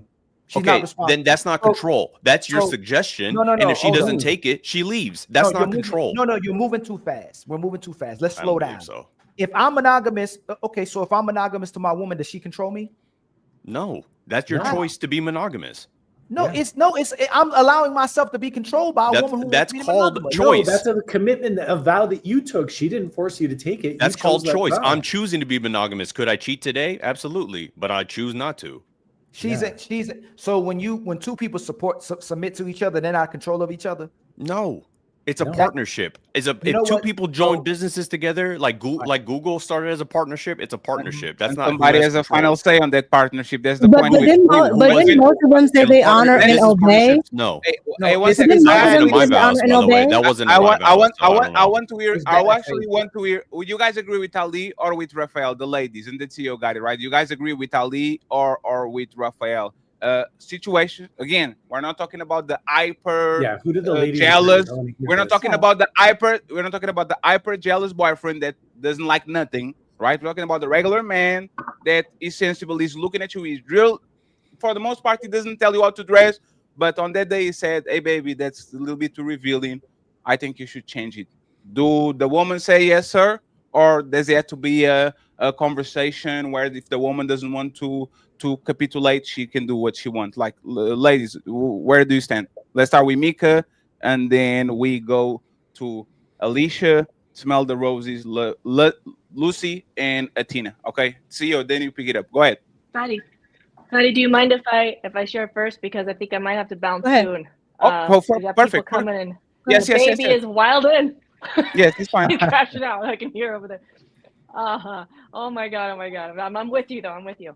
I know you want a yes or no, black or white answer, but honestly, it's the question I want to ask is, why is a woman with a man who needs to control her, who she does not respect? So if there has to be this piece of like, I need to tell you what to do, I'll give you a real example. I was 8.5 months pregnant with this one, and we were out in this mall, and we'd been there many times, but for some reason that time, and Brendan never tells me how to dress or how to dance or whatever. Like, I'm very expressive, who I am, every facet. But that day he was like, "Hey, I think you should cover your belly more today. I just have this weird," and I was like, I trust him. I have beyond a respect, I have a reverence for him, and I trust myself to discern what kind of man I've chosen. And so it's not a matter of control. Like, that's like a surface question. It's like, do you respect your man? Do you have reverence? Do you have that connection and that trust that if he says, "Hey, the vibes are off today," or I don't even have to know why, but then I can share, "Hey, you know what came up for me when you said that is I felt like a little girl with her dad telling her that she can't wear that. And I was like, that stung, even though that was not the intention. So I think we need to have more of these conversations.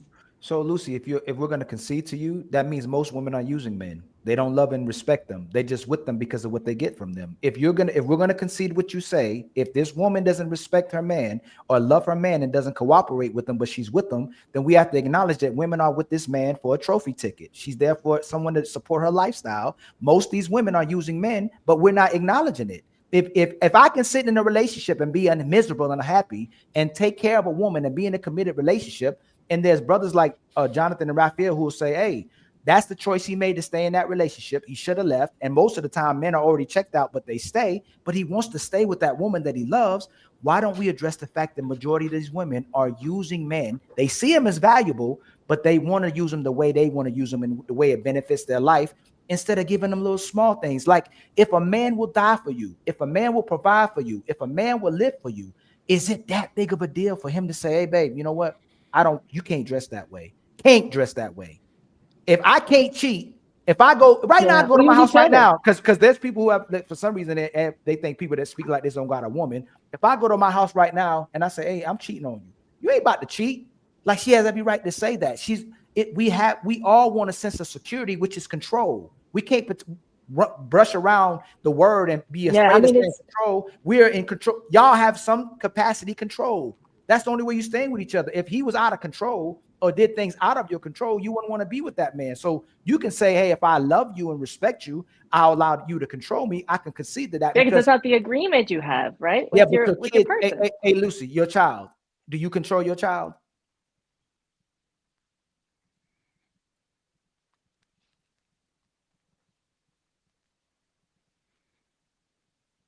I'll repeat it.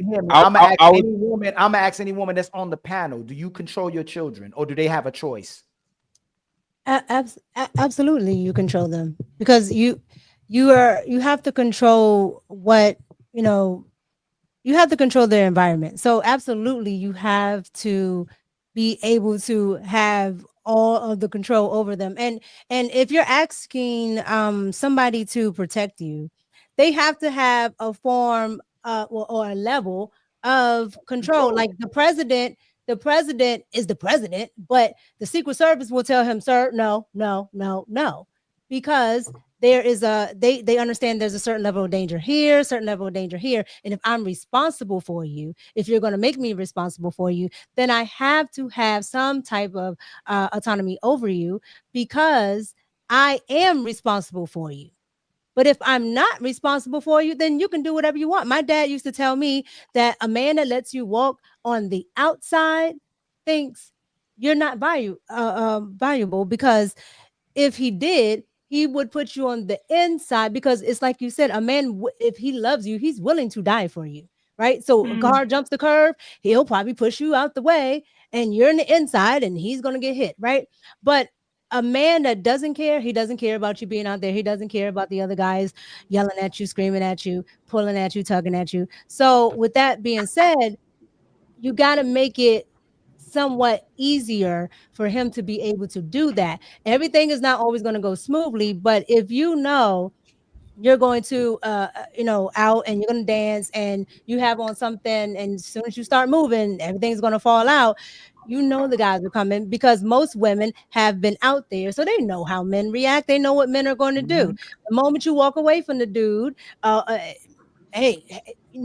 at you. So he's trying his best to keep it as, yes, I want you to wear the stuff you feel comfortable in, but I also want you to respect the fact that if you put yourself in situations, I gotta defend your honor. So can the rest of the Mika, can you answer the question, and the rest of the ladies, like, do you take your dress if he says take your dress, or there's a discussion about it because it's your final decision, is your body, your choice? You say, yeah, you take off the dress. You take the dress. What about you, Alicia? It's not that big. What about you, Alicia? Me? Yes. Do you take the dress off, or there's a conversation about it? My thing personally is it shouldn't even have to get that far.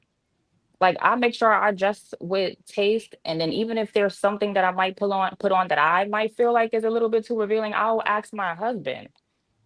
hey baby, what do you think about this? Or that's it. And he always says it's okay, because I don't push those limits, but I think that she should listen to him. So if there's a day that he says it's not okay, you are not fighting. You just says okay. No, I'm just gonna change. What about you, Rose? I keep calling you Rose. What about you, Raquel?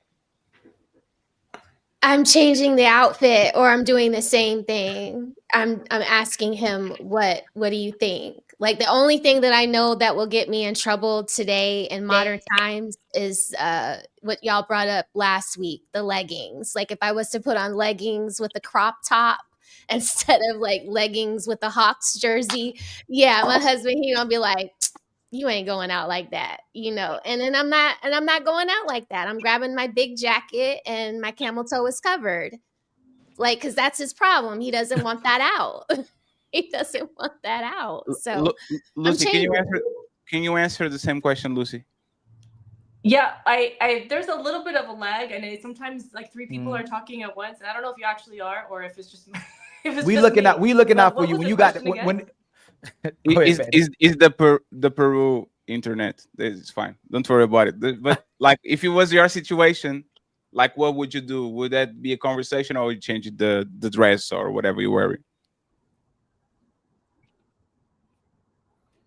I think somebody has to ask the question other than me. I'm literally right next to the router. I don't know. Ali asked the question instead of me, because it might be she can't hear me, but probably she can hear anyone on the panel. She says she's delayed. Do it again. She was just delayed. Ask it again, Fatty. If you have a dress and your husband says he doesn't like it, do you change if we're gonna go out somewhere, then if I'm going somewhere and I'm going with him, or regardless, but especially if I'm going with him, the person that I want to impress or get the attention of is him. So the answer was, we got the answer. See, what's going on, Ali? Let me just, we're going straight to CEO. Just real quick. Ladies, can you protect your child if you don't control them? No. How many kids yet? But I'd say no. And Lucy delayed. I think she gonna be back to the future. There's a delay. CEO, you go next. I just y'all need to hear Mika. If the Titanic is sinking, there's no discussion. If somebody's attack us, there's no discussion. You don't sit there, mini, mo. I feel emotionally insecure. Can we talk about this? A man will not hesitate if there's a situation where you are in danger to actually step up. There's no convincing. There's no I'm not feeling emotionally strong today. So if on that side you are expecting your man to react to things without him having to be stimulated or incentivized or whatever the word is, right? I'm expecting the same thing on the other side. If I tell you to change, go change, especially because you pick me, you know who I was, you know how I roll, you know exactly how I feel about certain things. So if you can have kids with me, if you can live with me, if you can know my mama, my dad, all that, if I'm willing to die for you, the bare minimum you can do is change your dress for me. Don't die for me, go change your dress. It's cool. I'll die for you. That's my job, not yours. Go ahead, CEO, uninterrupted. And then we go and when we go to the super chats. And Lucy, if you're going to stay, just refresh your internet, your thingy, so we actually can reboot and you can be in real time, because I think you have a massive delay, like a 30 seconds or something. Yeah.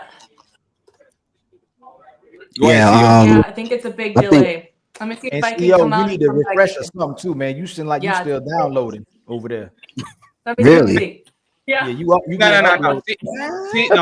CEO is just the camera quality. Lucy has a massive delay. Hey, Lucy, maybe you need to turn off the camera, turn it back on, because you upload. No. Lucy, when you hear the CEO, when you hear the moving in real time now. No, let me say something. There's a conflicting information. Lucy, when you hear the number 5, say pineapple. 1, 2, 3, 4, 5. Pineapple? Yes. Just leave and come back. It's like a 5 to 10 second delay. CEO, you good? It's just 1, 2, the 3, same 4, as usual. 5. Yeah. Are my words all right. Y'all can hear me, right? Yes. Okay. Let's try. Let's try. Just refresh it. Go ahead, CEO, and interrupt it, please. Yeah, I think a man should be able to take control and not actually control the woman, right? Like I'm gonna use Smell the Roses example. Her husband took control of the environment after he saw what outfit she had on and allowed her to make a conscious choice not to ever wear the miniskirt again. He did the rightful manly thing to do, which is to take control of the environment. We still going out, but we're not going to go outside. You feel me? We still dancing around the word though. If I say a CEO is controls this company, CEO controls this army, CEO controls this platoon, we don't want to put control with women, but we don't mind being controlled by women and our kids. We'll say that word depending on how the control is. We're both being controlled. We are afraid. Most brothers are afraid of women, man. Just keep it real like that. No, that's why I said. That's why I said let me land. You can take it right back.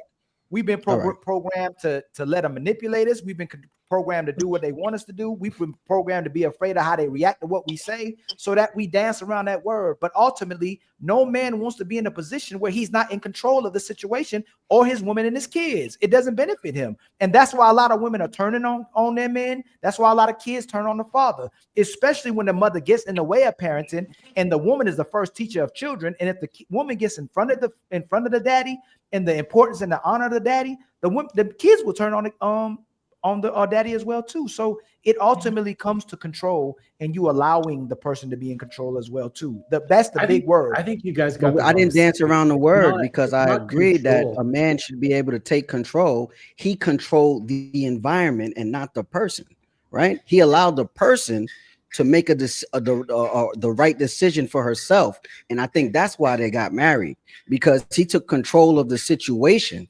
right? As a man, he took control of the situation. I'm picking you up. You got this mini skirt. Your cheeks is hanging out. Okay, we're not going to get out the car. That's what he said off rip. He told her what's going to happen. That's taking control of the situation. He didn't control a person and say, "Oh, you don't ever wear that again." He took control of the environment and then allowed her to make a decision. You feel what I'm saying? So he still took control. All I'm saying, ACO, all I'm saying is the semantics. Like people are saying literally taking control of her. Of course, we can't literally take control of her, but you would be in control. That's all I'm saying. If somebody lives in CEO household, you're in control. The only thing you can control is yourself. The only thing you can control is yourself. My parents had control of me. I still smoke weed. You know, like absolutely not. Absolutely not. You know what is a mechanism of control? Hey, Fatty, if you don't stop sagging your pants, I'm not going outside with you anymore. Yes, miss. But that's Appreciate not control. You know what the method of control? You know what the consequences. And I think, Ali, this is the word the C word that you need to get correct. Is the same word because respect is the same word. It's not the same word. You know why? It's consequences. When you say to someone, "You're not getting out of the car," It's semantics. That's what it is. You're not getting out of the car with me. You can get out of the car, but it's not going to be with me. Jonathan. So there's consequences. It's not control.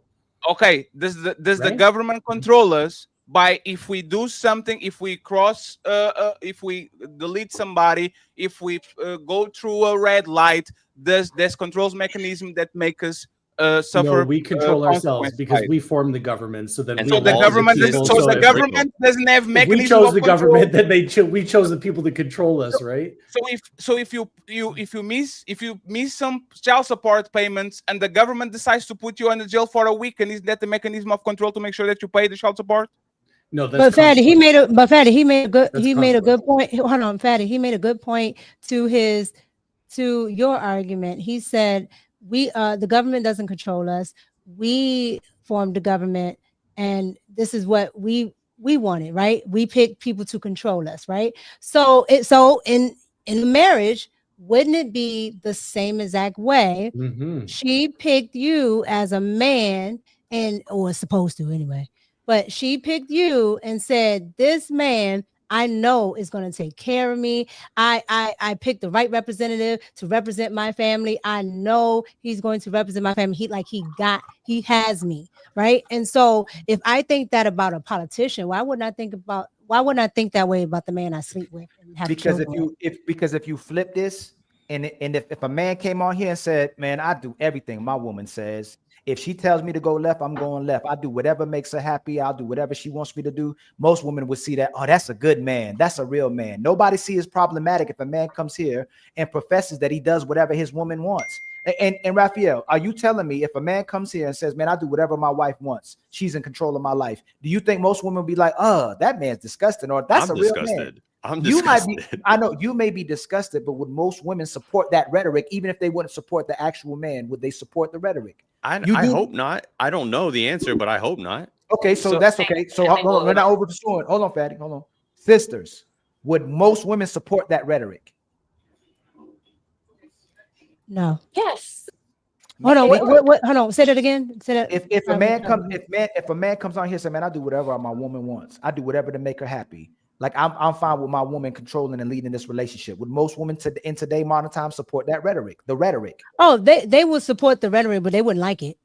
Right. Yeah, but no, they right, would still walk you like a dog. That's the point. Nobody, no man, no woman would push back on typically on that conversation. No, they would support in real life. If you go over people's house, and I know y'all do, most men just quiet. They don't say nothing. They're not going to say nothing that ruffles their woman's feathers or her friend's feathers. Men are afraid to talk in public. They want to make sure they don't say nothing wrong, and they're saying whatever makes their woman and the other women around her comfortable. And any man that's on this panel knows that's what typically happens out in settings. Men, whatever women's saying, they just sitting back chilling. Unless you go to another room where you can talk. Soon as the ladies start coming towards the room, everybody switches up and starts talking about what they like hearing. Like, let's keep it real about. See, that's not my experience, man. But I mean, so, maybe so you never went to. So Raphael, you never went to a barber shop and saw the man talking, and then a woman comes in the room and everybody switch it up. You never saw that? Never. I only go to male barbershops. Women don't typically come in. So women don't have kids. So women don't have kids that they take to male barbershops to actually do their hair. No. I haven't seen that in years personally, but maybe they do. And this is what we're talking about. This is not a conversation. It is true. This is not a conversation based on reality. You know why I'm not? It's my reality. It is true because of my social circle. You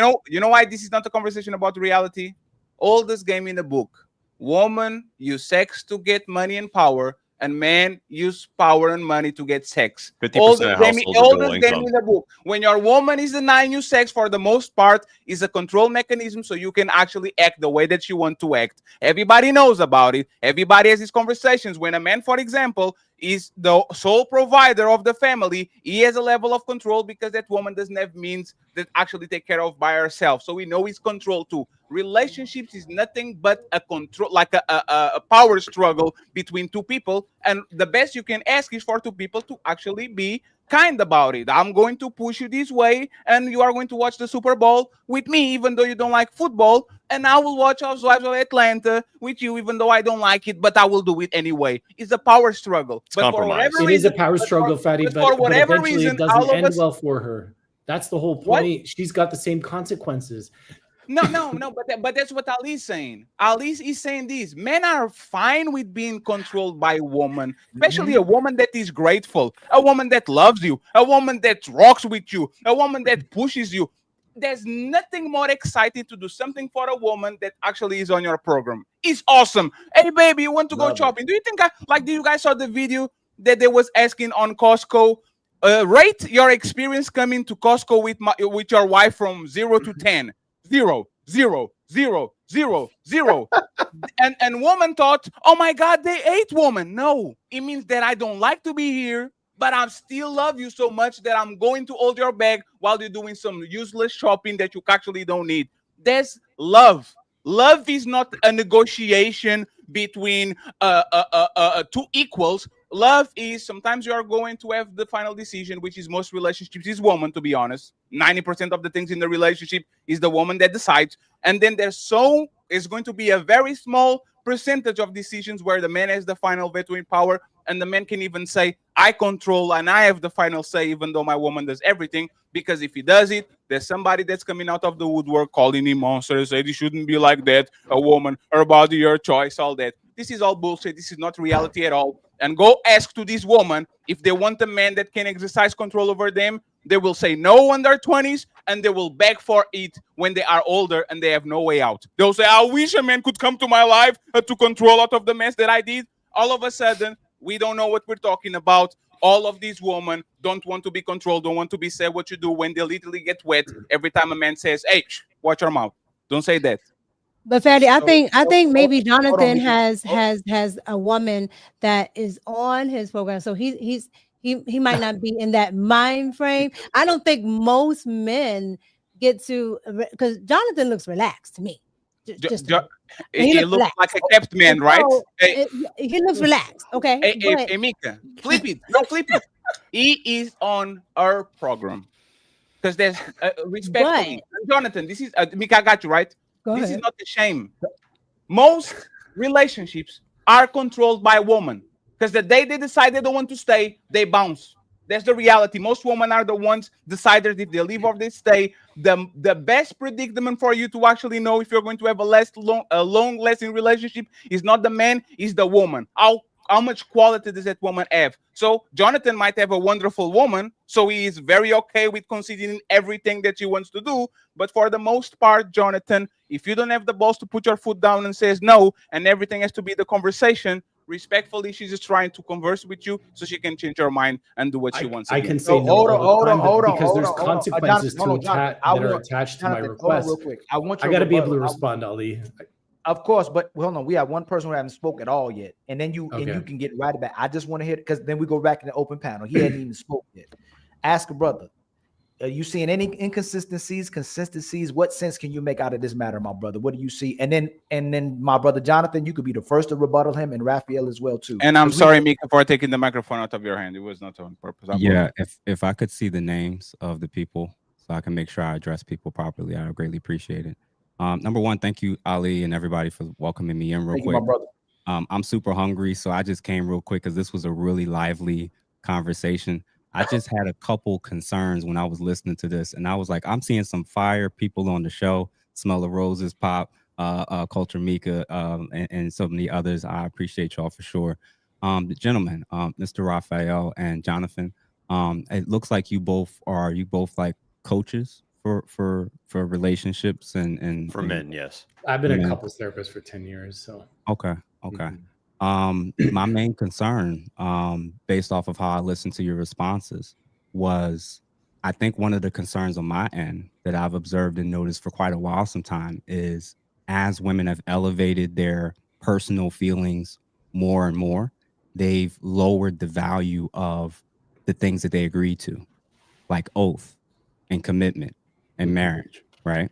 So when you have a population that elevates their feelings too high, this is how we run into these situations where we're trying to talk about what men need to do different, and we kind of start to coddle women as if they're not adults making volitional decisions as well.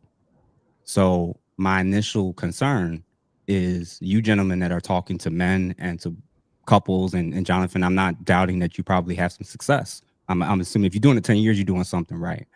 My concern is if the ladies that fixate and elevate too high just their personal emotions and their feelings, we get into these scenarios where they're putting men in unwinnable situations. My default setting when I'm talking to couples, when we do premarital counseling and we're working with couples, is I try to explain how dangerous his cheating is. And I don't think enough people in your positions, and I'm not saying this is what you guys are doing, but what I am suggesting is if you don't see his cheating as the equivalent of her being unfaithful, this explains why your responses have been what they have been to the panel. You don't see those as anything close to comparable or in pretty close territory. Can you say that again? Yeah. I view women who decide and intentionally choose to hold out for non-medical reasons as already being unfaithful. So women that choose to be unfaithful, you deserve, as a woman who's obligated this man to be monogamous with you in the court of law and before the church and all this other stuff and gave all these oaths, when you decide you want to cheat, when you decide you want to stay in a relationship and get all the benefits, but you also don't want to hold up your end of the bargain, you've already broken the vows. You're functionally not a wife anymore. You are already unfaithful, and you've been unfaithful, and it's usually the man is not complaining after a week. So if you've been unfaithful for that long, these are your options of what you actually deserve. If you're putting a man in a position when you're not willing to work on this stuff, fix it, you're supposed to end the relationship.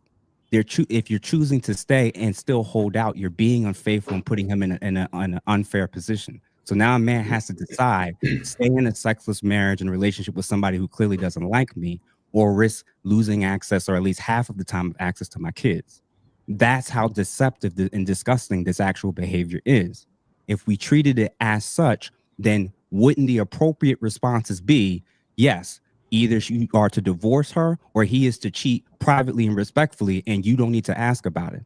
That's actually, if he has to choose between losing access to his kids or staying in a sexless marriage and relationship, the only other alternative, naturally, if he doesn't want to lose access to his kids with a woman who's choosing to do this, is to cheat on the side. That's verbatim what I said earlier, by the way.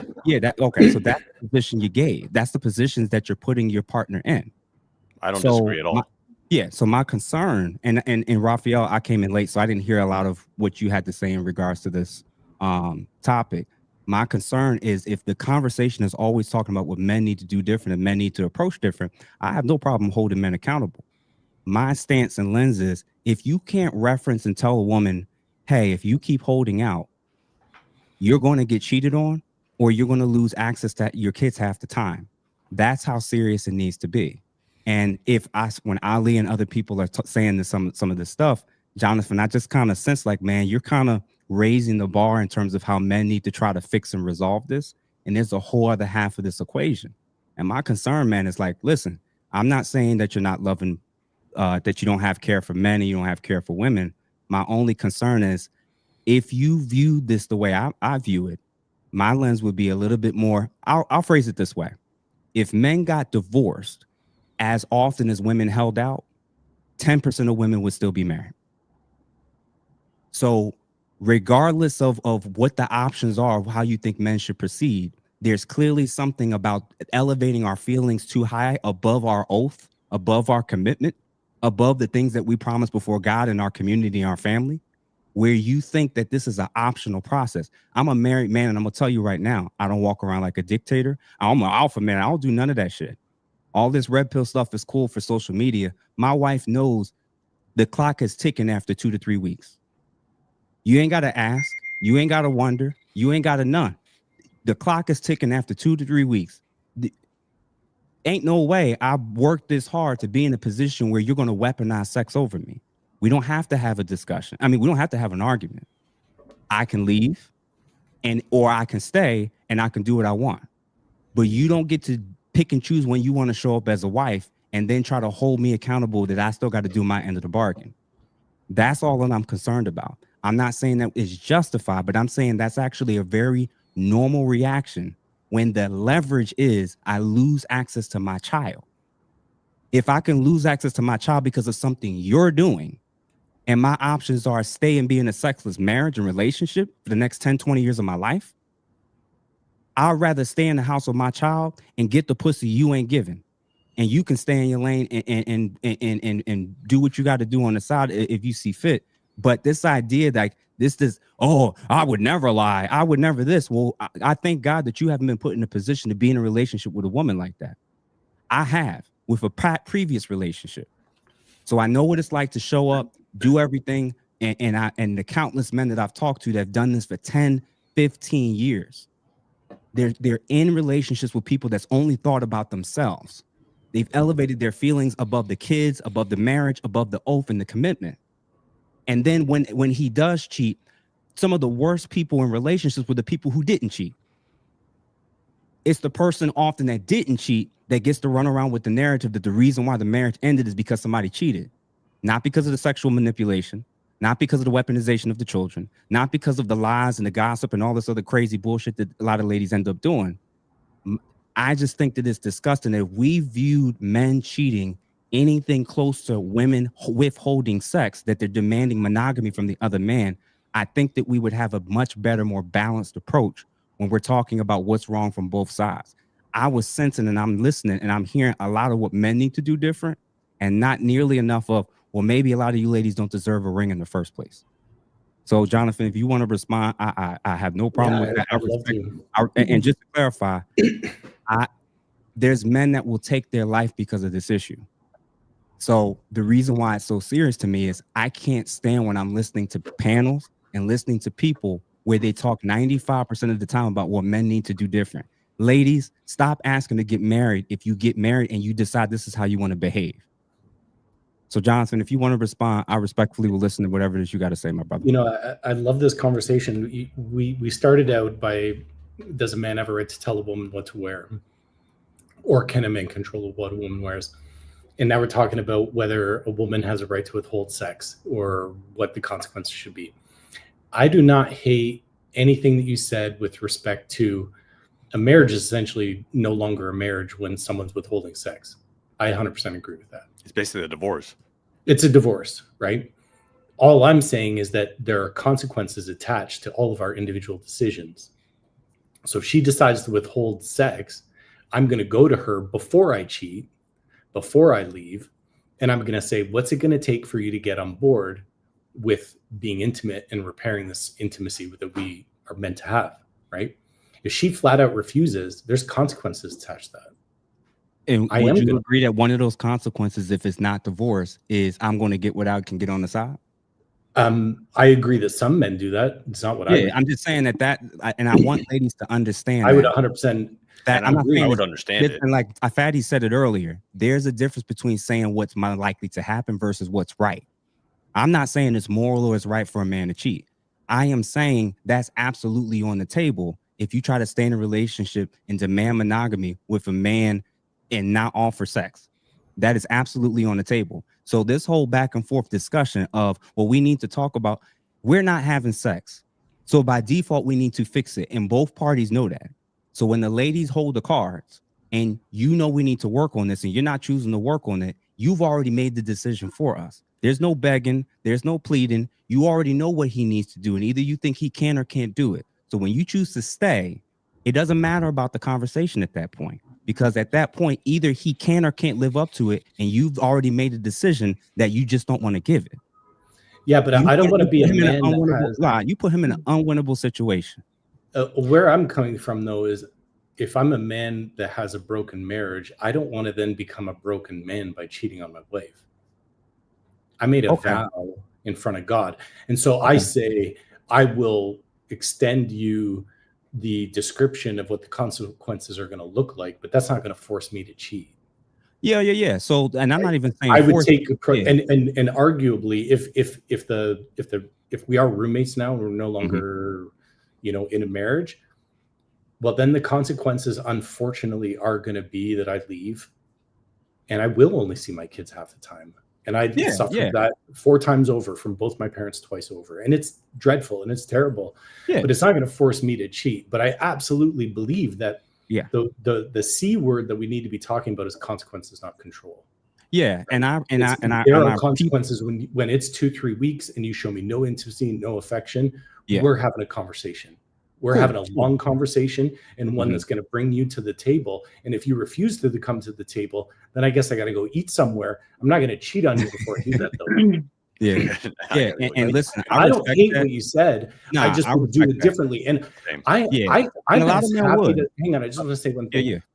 I'm just as happy to throw women under the bus as I am men under the bus. Oh, okay. Because 100%. Again, I came in late. I'll call a man to a higher standard, and I'll call a woman right after him or right beside him, because women should show up just as much as men should.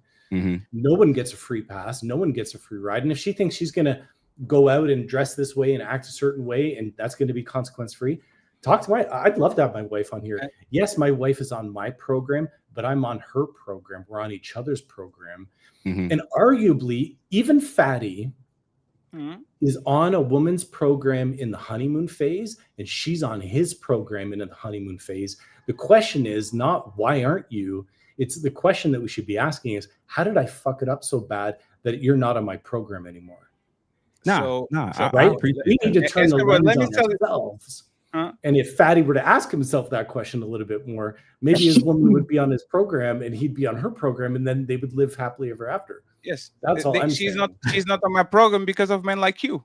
Because y'all condition women, because y'all men of your generation and above condition these women to think that even though you're not bigger than me, even though you're not more emotional stable than me, even though if you can like you condition women to look at us as equals. And then when I want to put my foot down and says, come to my program, no, because I heard somebody on YouTube named Jonathan, and he told me that I'm on his program and you are on my program. This is what we call sabotage. The gender war is man against man, not man against woman. It's man against other man that do the dirty bits of woman. And you know what's funny, Jonathan? Hey, and you know what's funny, Jonathan? Hey, y'all are way more accomplished than me. All of the men on the upper panel and CEO are way more accomplished than me. Y'all deal with the average man. They book consultations with y'all probably every day, 2-3 times a day. You know what's funny? I think I actually know more about the average man than you, because if you thought that denying sex is the end of marriage, 90% of men will actually be single at this point or divorced, because most men in any point of the relationship are going to get on a place where a woman doesn't want to have sex with them. And if I was doing the same thing that you were telling me to do, I would lose my family, I'll lose my kids, I'll lose probably the place where I live, and I'll lose all these things that actually make marriage such a nice thing. So Fatty, if you're on a losing streak in Vegas, why are you then going to bet? If you are going to do these type of prescriptions to the average man, if she denies you sex, talk with her, and she doesn't do nothing, leave, you are sending 90% of average men either 1 year, 1 month, in 10 years, you are going to send them out for the streets, because that's what's happening to most men in any point of the relationship. Jonathan, real quick, because I'm about to leave. I gotta respond. I gotta respond. Jonathan, I appreciate your feedback, and I appreciate learning more about you and knowing that, oh yeah, you hold men and women accountable. 100%. I appreciate that for sure. The caveat, not even a caveat, the short response that I would just kind of toss in there is, there is a worldview where a man staying in a sexless marriage and cheating is better than seeing his kids 50% of the time. Like, and I'm not saying that's your worldview. I would never pass judgment. I have to say, I don't judge. Like, what there's just people that's in those situations. There's people in those situations, and for me I'll tell him what the pros and cons of it will be. I'll say what the risk factors are. But the idea that there's men that, well, just see your kids twice a week now, or see your kids on weekends. If that's the choice, cheating's better. Cheating's better.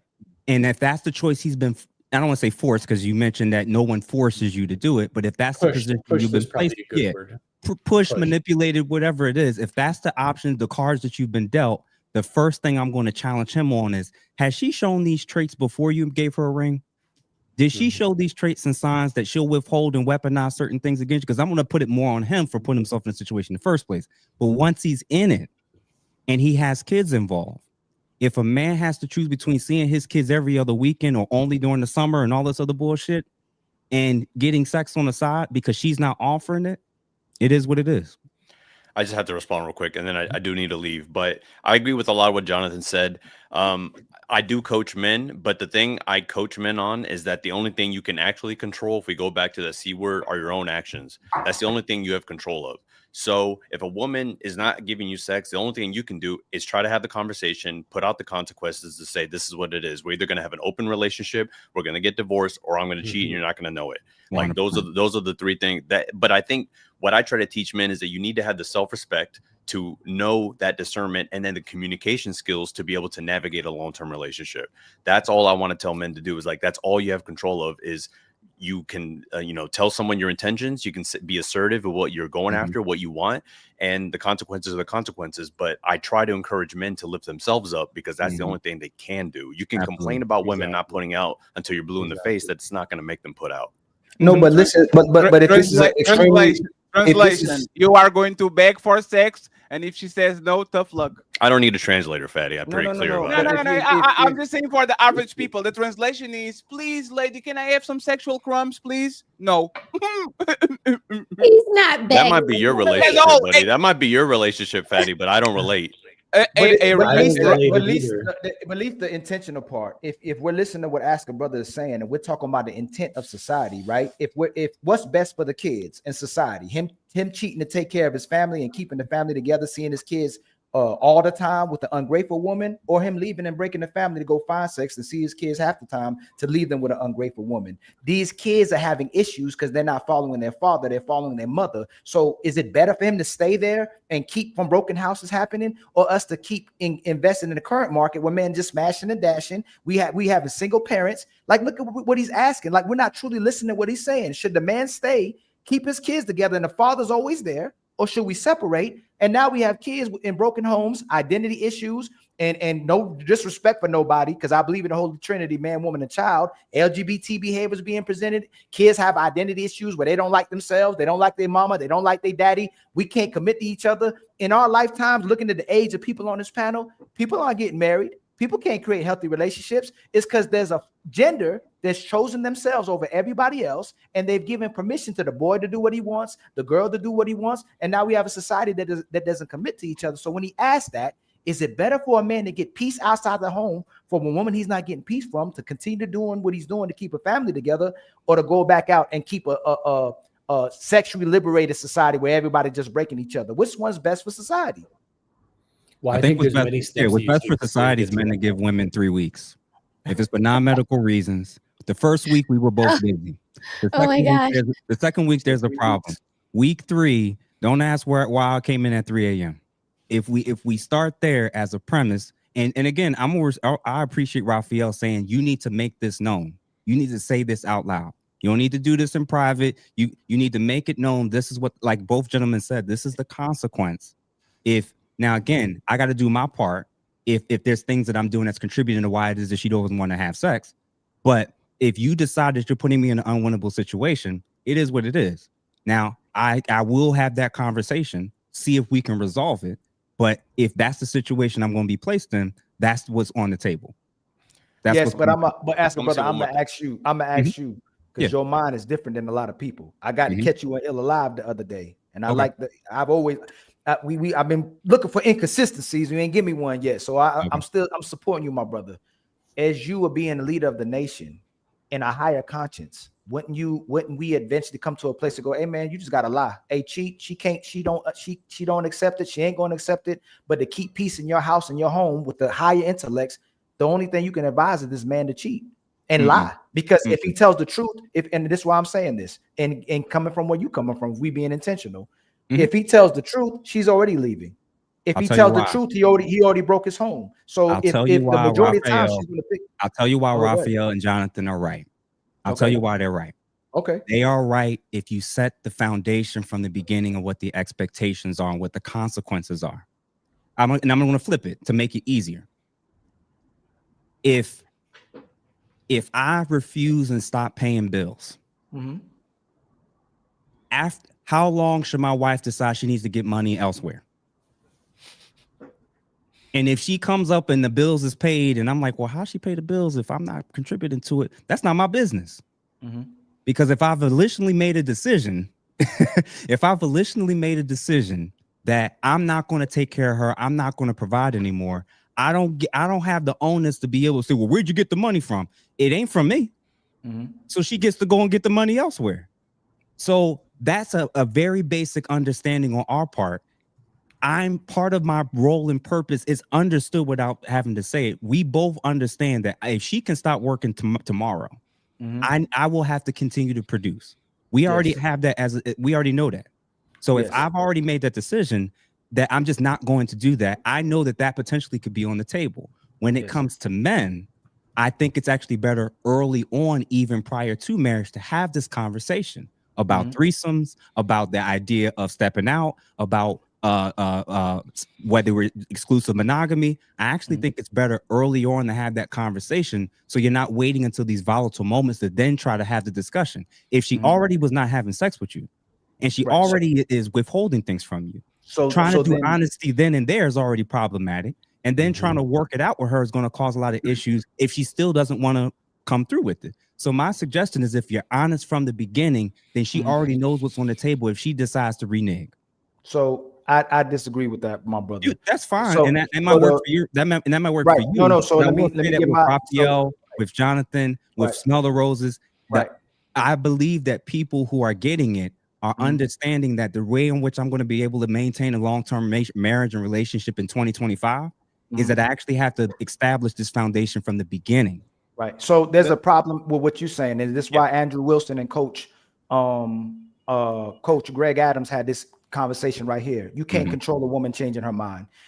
Mika and majority of women already have professed the fact that most women don't listen, most women don't cooperate, most women are going to do things that's benefiting them. So even if you get a woman to do all these things, you told her from the get-go, hey, I'm going to be dealing with multiple women, I'm going to be having threesomes, and she says okay in the beginning, that's good for right now. Like Fatty says, most of these sisters change their mind. And I'll tell you one more, to double down on certain things. The more phenomenal the man is, the more she believes her worth goes up, and she'll compromise that man even faster than the man that isn't working as hard as that man as well too. Because a lot of men who have to extend themselves typically are showing a woman that he needs something else outside himself to get this woman. But the problem about what you're saying, and not saying that it should be that way, is the fact that even if you break down all those things and she concedes to that and commits to that, Raphael is the only person that I know can read the stats right. Most of these marriages are ending because of lack of commitment. She's not going to commit to what she commits to. The same reason most women get with men is the same reason they leave them. They liked it at the beginning, they don't like it at the end, or they didn't like it in the beginning, and now they like it at the end. And what Fatty was talking about, they'll beg to get back with you. So if we lived in a society where women honored their word and their word went in the sand and the water can just brush it off, I support what you're saying 100%. But most of these women change their minds, brother. Everything you run, said guys. is true. Thank you so much. No problem. I appreciate you, bro. Hey, Raphael, thank you so much, man. Everything you said was true, except the part about you're not a liar if you do what we say. That's the only difference. You're just not a liar.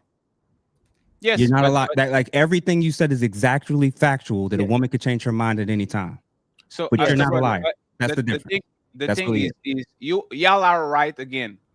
One thing is what is right, another thing is what it works. What is right is you're informing this woman in advance what you're going to do, so she has no excuse afterwards when the rules actually are enforced. The problem is if the average man goes to the average woman and says, I will have other woman during a relationship, they're gone because they are not special. She'll find another one. So you advocating for these men that are not tall enough, have money enough, are special enough, you are literally putting this man in not a zero-sum game, but in the catch 22, because either is going to be honest and is going to lose the woman because he's not special enough for the woman, in the woman's opinion, so she can have to share him, or you are not going to say it, and then when things happen, you are going to actually lie to protect your family and to make sure that what's good for society happens. But there's no lying to protect your family. You wouldn't even have a family with her if she's not in agreement. Like, she can change her mind at any time. What I'm suggesting is establishing a relationship on you're using the same manipulation tactics that you're shaming women about when they get in the marriage. Absolutely not. Because if a woman respectfully, absolutely it is. If you're shaming women for lying and omitting things once they get in the relationship and get what they really want, men are lying on the front end and then being able to hide stuff once you get in the relationship. What I'm suggesting is reverse. Now, your argument is a legit one. Then you just have to become the man that can be able to be honest from the beginning. Absolutely. But the problem with this conversation, once again, is that y'all don't deal in reality, because women definitely should lie to men if they manipulate them for good. You might not be proud of me and you see me tired, but you saying I'm proud of you. Let's go and let's get the money. If you're lying, I'm going. If you're lying, I might do too little for you. Like this woman moan extra. This woman moan extra to make you feel good. This woman get a Gucci bag. Get a Gucci bag. These women know how to use manipulation for good. So I would say to that woman, use the said manipulation. You know your man, you know his ego. Use it for the betterment of both of y'all, not just you when you want what you need. Because if I have to put the spinach around the bacon for my kid to eat some spinach, that's exactly what I'm going to do. I'm going to lie to you. Here is the bacon. Nah, motherfucker, you are going to get the spinach. Fatty, I'm gonna be honest with you, bro. I got you, Oscar. Yeah, go ahead. I'll ask you. I once again agree with what's right. We both agree. We both agree. Me and Ali fight about this all the time. We fought it out for years. Yes, it's like technically you should do what's right. But on a world of savages, who gets the prize? The man that does what he has to do, or the man that does what is righteous, and now he's homeless, and now he's losing his family, and now he's having everything on his life compromised because he didn't have the balls to actually do what he needed to do, which a lot of times is lie. Like, what I have a question. So I have a question. Jonathan, do you feel like you're winning? 100%. I feel like I'm winning. 100%. And that's No one. doubt. And then number two, I've done both of these strategies. I've done both these strategies. I'm married twice. I'm married. This is my second marriage. I've been married twice. I've done both these strategies, and I'm telling you, it is far more effective if all men moved in accord with doing this. So because you're actually because what's happening is it's only the men that me and Jonathan are apparently doing this, and now we're getting the outcomes that everybody's claiming that is not possible anymore. And what I'm suggesting is, the men that are giving the feedback and advice and recommendations are the ones that's not leading towards the outcomes that's leading towards the success that we're claiming that's creating the issues in the first place. If you want the households to stay together, if you want these relationships to come together, if you want people to stay in the same home, it actually starts with how you build the foundation.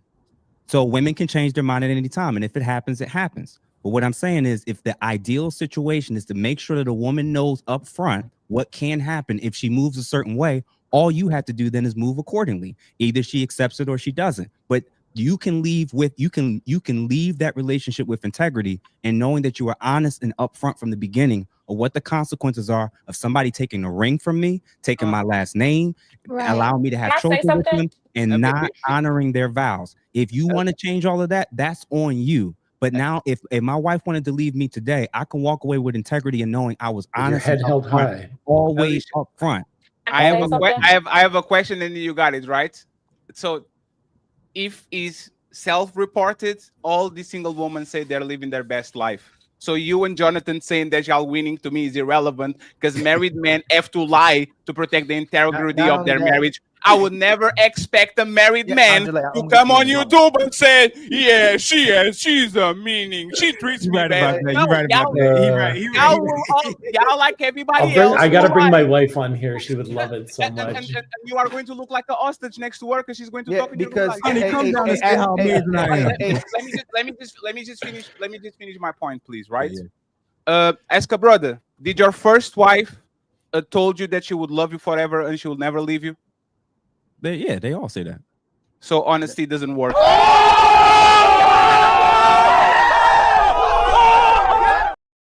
Honesty works in the sense that it doesn't work. If she told you something, I'll be honest why. And I'm saying this from a man of integrity that did cheat in a previous relationship. Honesty matters in terms of my personal integrity and being able to walk away with that, still carrying that with me. Because if she switched up, if she changed, I can walk away with knowing that I didn't compromise or I didn't lie. I didn't hide anything. So regardless of the type of woman she showed up as, I showed up in such a way that I'm not proud of as a man. Right. But when you first came on here, so for me to be able to put myself and build myself and put myself in a position where I can be upfront with women, upfront about. So when I go on a date with every single woman prior to meeting my wife, and I say, I don't cook, I'm not going to cook. That's not like me cooking is probably once a month. That's not on the table. You don't want to have sex with me? This is what the option is. If you don't want to work anymore, I'm still willing. So when you put those things up front, you can. I'll say it this way: when you've lost a marriage over doing what the suggestion of what you guys are suggesting, I don't think you understand. It's not just that you lost access to the relationship and potentially your kids. It's also the lack of integrity and that you had to carry around with you as a man that you've lost access to yourself as a man. Yeah, and like, Fatty, I actually don't even believe you would ever want to cheat on me.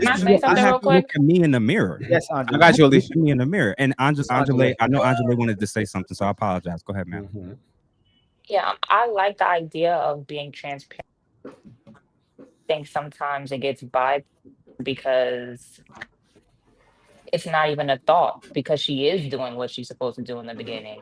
So I don't see if you guys meet and everything's being taken care of, a man just bringing that up to have the conversation. Like, listen, if you don't do this, if a certain amount of time passed by, because that's not an issue yet. So I think sometimes men expect it to be the same way down the line. That's just, my opinion. I do like that idea, but Yeah, sometimes it goes like that. these are a lot of when I do divorce counseling, when I do couples counseling, it usually stems from conversations they didn't have earlier on when they weren't having the issues to begin with. It usually is better to talk about money, talk about infidelity, talk about all these scenarios before you walk across that aisle. So people who do, a lot of couples wait until something happens to now say, now we need to talk about it. What I'm suggesting is being more proactive, not reactive. So and I agree with you. Just to make sure when people clip this, I agree with you. If you actually are worth something, if you are the average man, if you are the average man, you are not going to get away with this shit. You are going to be penalized every time you're trying to be honest, while 5 men are on their DMs competing with you and lying to her every day. You are I do think that some women will find it offensive. So if you tell them, yeah, I know, so right, no, but you know, right. So for number one, ask a brother. Yeah. Most women throughout your whole life told me, tell me the truth and let me choose, and she chose the lie. But it's not true.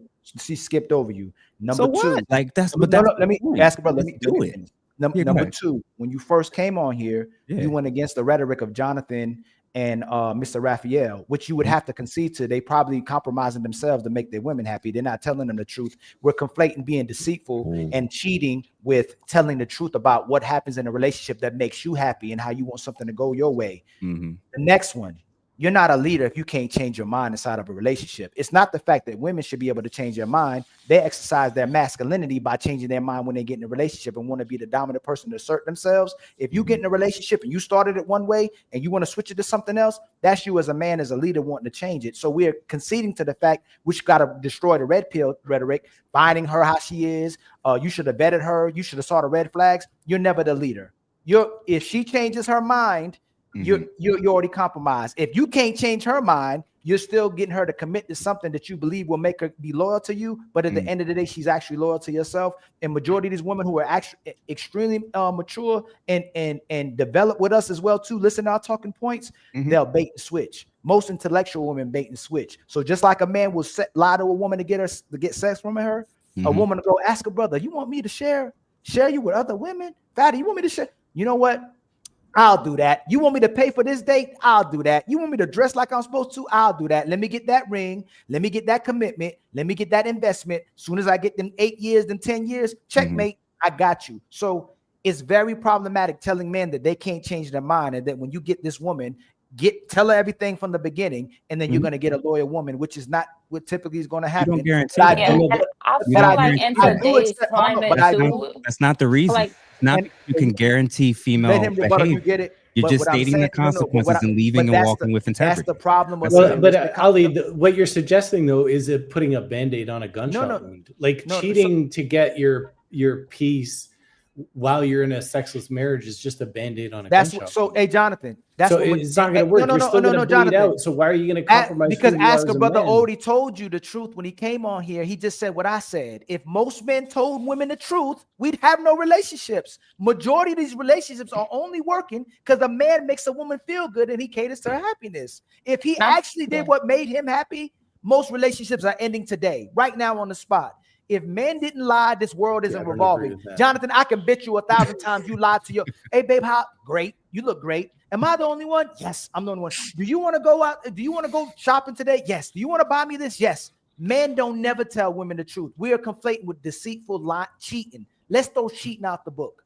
Okay, let's throw cheating away. Most men, to keep their relationships functioning, cater to that woman, and they do what makes her happy to appease her woman. They'll take the, damn, I ain't feel like doing that.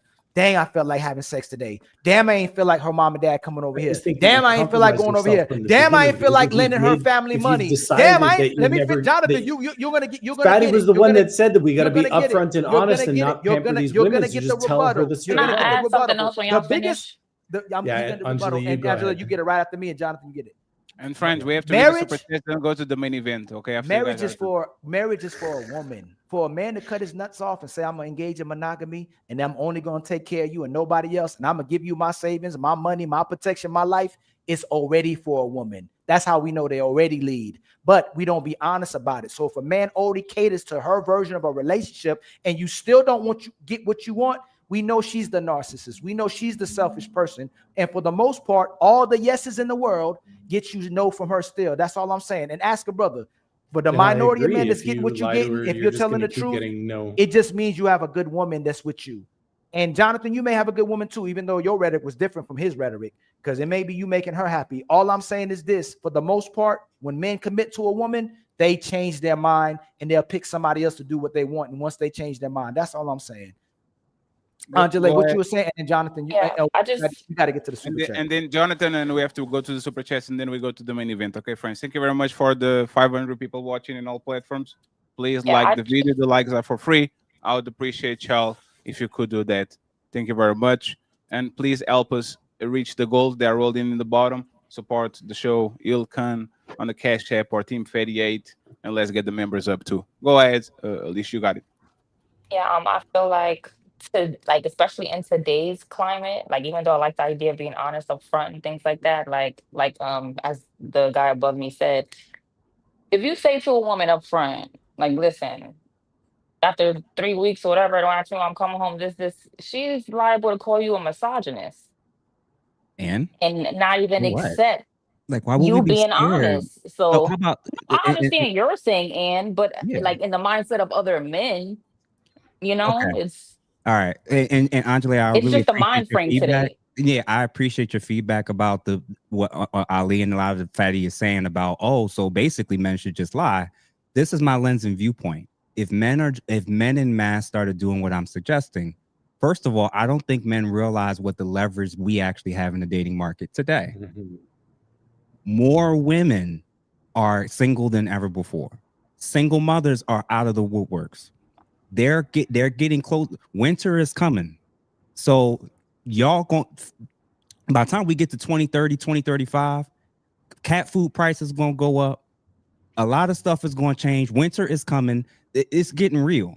So a lot of the reality is still don't we're care talking about whether or not a guy going to cheat or do something on the side. A lot of them, their options is going to be sharing a man anyway 10 years from now. So I'm just exactly. They can't accept the truth. That's like I said, they're gonna call you a misogynist. I agree with what you're saying.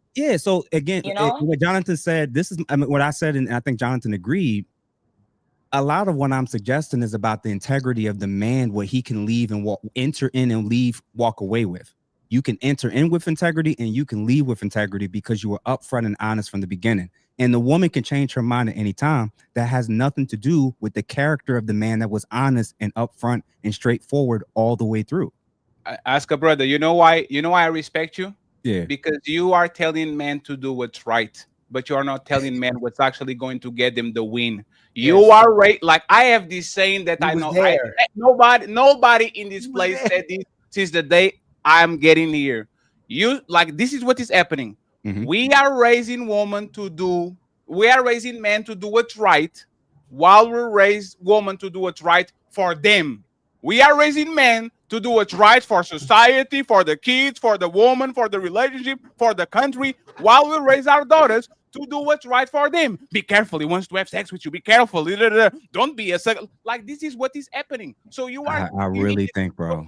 So respectfully, I respect you because you are actually telling men to be righteous, but you are sending men with the knife to a gunfight. This is what is going to happen. Is they're going to get there. They're going to play by the book. And you are going to notice that for whatever reason, the men that play dirty get the best results, are the men of these women's lives, are the men that these women complain about, but always have kids with them, live with them, go back to them and all that. While the guy that is actually doing what's right is always get the short end of the stick because he was honest and he was righteous and he was upfront. And now he's getting bamboozled because instead of actually using the cards that he has, and put him next to his chest so nobody sees them so he can control the relationship better. He says, here you go. I have a ace of spades. I have a king, a queen. Let's be honest about it. Gotcha. I just don't know how you win in that situation. Like, how do you win when you pour your love into a woman, but then also pour your body into another woman? I just don't see how you win. All I'm going to say, and I'm going to go, fellas, real quick. All I'm going to suggest all I'm going to suggest real quick is, based off of what I'm recommending, Jonathan's recommending versus what some of you all are what the other opposing sides recommending, based off of what we're both recommending, The dating market is the result of listening to who? The dating market and how trash and how bad it is based off of whose recommendation? Women. Women do what they want. Men do what they want. Nobody be honest. Everybody lie. Has that led to the outcome of what everybody complained about? What we talking about on the podcast right now? Because that's my lens. That's my lens is a lot of these broken homes, a lot of these broken relationships, a lot of these people can't be happy. Everybody talking about everybody's lying and hiding and all this other stuff. The reason why the market is what it is because everybody's doing that type of behavior. Everybody's listening to that type of advice. So my suggestion is that everybody started to move more like this, we would actually align better. Yes, and you know what's funny? You will never have the following of Derek Jackson because this woman rather listen to liars than to actually listen to truth tellers. This is why you'll never win. Because for every woman that you are going to convert, for every woman that Jonathan is going to convert, Ace Metaphor is going to say "Chada," and he will have 10,000 women listening to him lying to them. That's money. That's not a lie right there. That's bad. For the one woman you got listening to you, you got 1,000 women saying bump what you saying for what Fatty's saying. Most of these women, three women we can get on here to conform. There's 1,000 women say, man, she a pick me. Don't nobody care what the hell she talking about. Absolutely. That's what we talked about earlier. Why y'all think I'm here though? Absolutely. They love Why y'all think I'm here? Because listen, but why y'all think I'm here? Because in these spaces, very few black men are saying you need to be honest with women up front. Why you even think I'm here? Because there's almost no black men in the manosphere space saying be honest with women from the beginning. So the reason why our community looks the way it does, the reason why our relationships look the way it does, the way that our families look the way that it do, is because of a whole lot of men lying. A whole lot of men not being true and honest. What you say, Mika? We said when they asked the question earlier, and they asked it to us, and I said, yeah, be honest and tell the truth. They want you to lie, but be honest and tell the truth. But at the end of the day, we already had this conversation. No, the women aren't. The women don't want to hear it from you, nor do they want to hear it from other women. Yeah, and that's just that's just the truth. And at the end of the day, we can't do anything about that because this is the environment right now. And by the way, before you go, you know when women actually listen to you, Eska brother? What?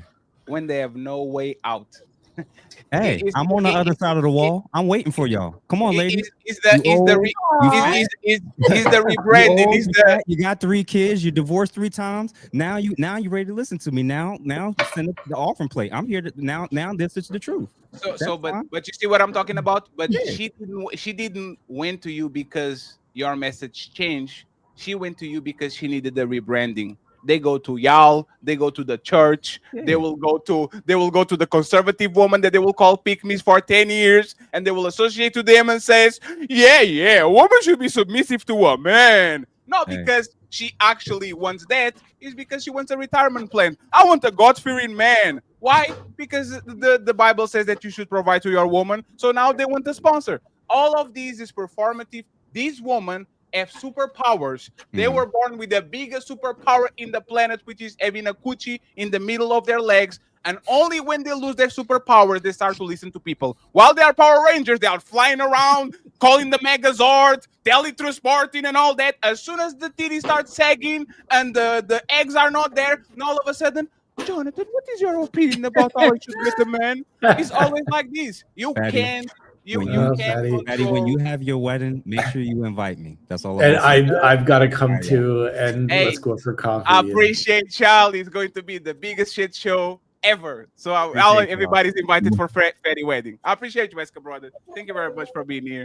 And I'll read the super chats to friends because we need to go to the main event and we have to wrap it up. So once again, thank you very much to all the people watching the show. 400 and something people. Please like the videos where you are. Let's get the super chats real quick. It's time for some super chats.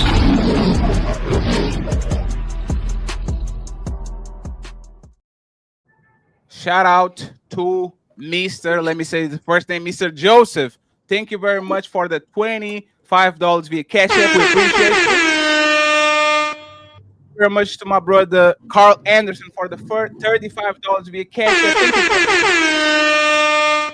Friends, the goal today is $150. We are halfway there. So please, if you are enjoying the show, support the content creators, make sure that you bless us with a Cash App or a PayPal. I truly appreciate you. Thank you very much. On the super chat side, we have the lovely Doris in the building. Untouchable Empire, baby. Member for 2 years. Thank you very much, Doris. I hope you're doing good. My brother Carl Anderson with one membership. Untouchable Empire, baby. He comes back with a second Untouchable membership. Empire, baby. And then he gives us 5 untouchable memberships, 7 untouchable memberships overall. He is the sponsor of the show right now. That there's multiple so-called black leaders who believe that they are untouchable. So, you think you're untouchable? Thank you very much. We have the lovely Misty with another membership. Untouchable Empire, baby. We have my boy Jack Carter in the building sending just money. Thank you very much, sir. We have Mama. She says, even when I don't want to, I do because that's my place. Look at you, lady. And we have Alpha with a $10 ball. Thank you very much, Alpha. We truly appreciate you. Let's go. We got $10. Sir, do you have any change? Nah, motherfucker, I'm broke. Alpha says a traditional based conservative woman is a virgin bride. All non-virgin brides on their wedding night are not traditional based on conservative woman fact. Based conservative woman fact. I have to tell the truth to a woman that doesn't even tell me the truth about her body count. Yes, I will do it for sure. Alpha in the building. It says all non-virgin brides are not entitled to honesty. Man, that's crazy. Mr. Technique in class is in the building, and he says, "Is the wife not representation of her husband?" Also, we have Depp. DH Aries is in the building, and he says, "When men say partnership, quickly give them a side eye." Then, shout out to Depp. We have Alpha back again. Says a non-virgin bride can be pregnant with another man baby. That is why I'm never going to be honest with non-virgin brides. We have my boy Theo in the building, and it says, there's something wrong. No, so there's something wrong with the man being in control of his woman and our relationship. Sounds like sophisticated jerk in the building with a $10 ball. Saying shout out to the panel. I appreciate you, sir. Thank you very much. We have again Theo saying in control, able to direct the situation, person, or activity. Alpha back again. It says bad boy for life. I will never be honest with a non-virgin bride. I think virgins. I think he's not. Striking it rich, £5. Says deep down, every woman on the panel knows that Jonathan and Raphael are pandering. However, if you are creating or protecting a brand, then you have. Leave Jonathan alone. Striking it rich, leave him alone. Alpha, $5 says, I'm a Leo man, king of the zodiac. He's a king. If she catch me cheating, I will never tell her sorry. LOL, real talk, bad boy for life. Trying to get open, fires away. We have El Nixon in the building with a $10 ball. He says, great panel audience, Fatty. If you are watching and you like the show, please support by getting the likes up, chat, comment, and subscribe to the channel. Thank you very much, El Nixon. I hope you're doing good. We have 15 to go. We have the lovely Zyrex with the Untouchable membership. The Untouchable Empire, baby. We need more members, friends. We need more members. Please become a member of the Untouchable Empire, baby. We have Rob in the building. Says, great convo. Super dope seeing Jeff on the panel. Thank you very much, even though I don't know if we have a Jeff on the panel. Zero Fallout with a $10 ball. It says CGA is 100% correct. Marriage is done in the West, 50% rate, but that doesn't take it into account those that stay together for the kids and sexless marriages. That brings goddamn marriages to 20%. Thank you very much, Zero Fallout. We have CBT Beats, Gifting, Rose, The Untouchable Empire, baby. And then we have my boy Matreon with our 5 untouchable memberships. Thank you very much, brother. I appreciate it.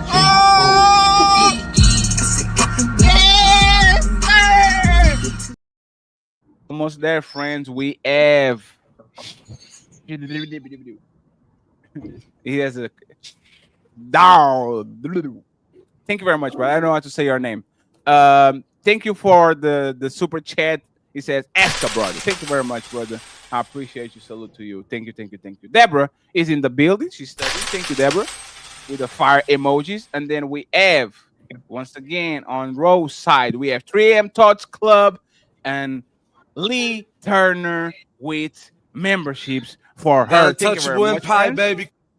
Finally, we have my brother Shadow Dragon TV gifting memberships to Fatty, Ali, and Smell the Roses 3 in a row. Thank you very much, sir. I appreciate it.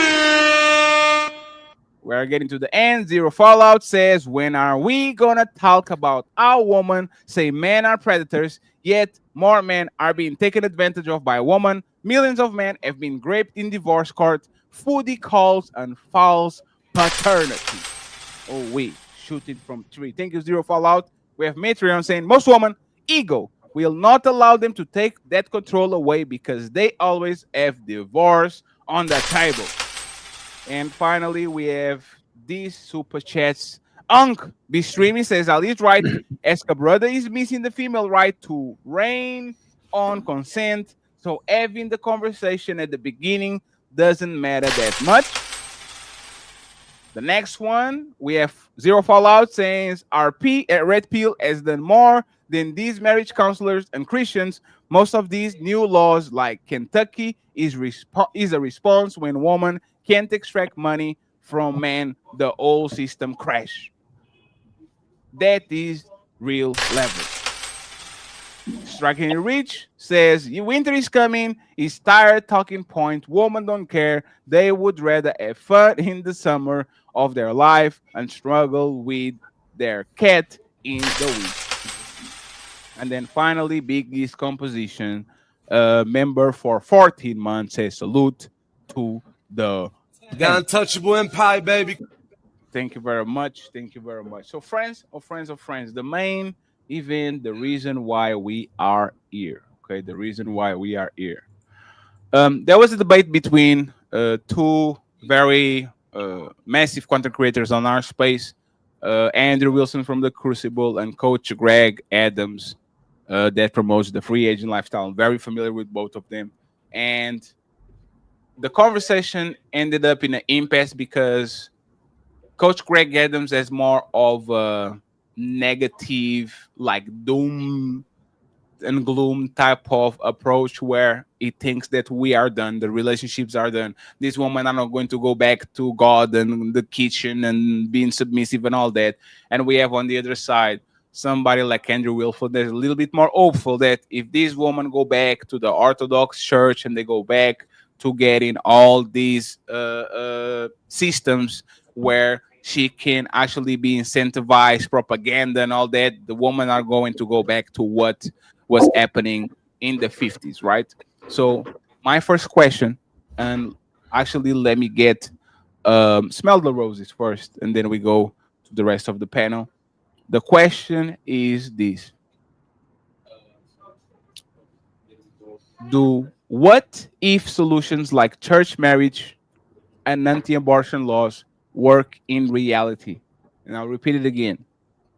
Like, do these solutions, like introducing the church's marriage, passing laws in certain states against abortions, like, do these things actually work in real life, or they're just like we say, close your legs, and nobody closes their legs, and everybody keep opening their legs, right? Do these prescriptions actually going to work on a broader population, or you think this is the pipe dream? The church is not coming back to these women houses, and the abortion laws and all these are not going to make these women actually stopping from doing what they're doing. What do you think?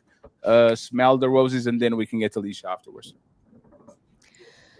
So I think that the way that church is currently done is not going to be effective for most people. So until until we start holding churches accountable for the things that they say they do that they actually don't do, I don't think that church is that was the one pushback I had with Andrew in that part. I just don't think people find church as valuable as they say they do. I know they get on dating show after dating show and come on panel after panel saying they want a man that is godly and puts God first, but it's pretty obvious that women aren't doing that anymore, and that the church hasn't been such a good a good representation of what God or the Bible preaches. So I don't think church is a good was a good suggestion, and that was my only pushback. Although it does work for me, when I find myself getting a bit too influenced by what I'm seeing on social media, or the things that I'm researching for my own content, church is therapeutic for me. But I don't think that is for the majority. And then the second part of your question, Fatty, what was it? The second part was like if the United States, in like overall, like for most states, they pass like laws against abortion rights. Like we have Roe v. Wade being revoked in some state. Do you think that actually is going to stop women from doing what they're doing, which is having casual sex and be like more risky behavior and all that? Do you think that will actually stop women from indulging into those things? I think that the percentage of women that go to church like me, for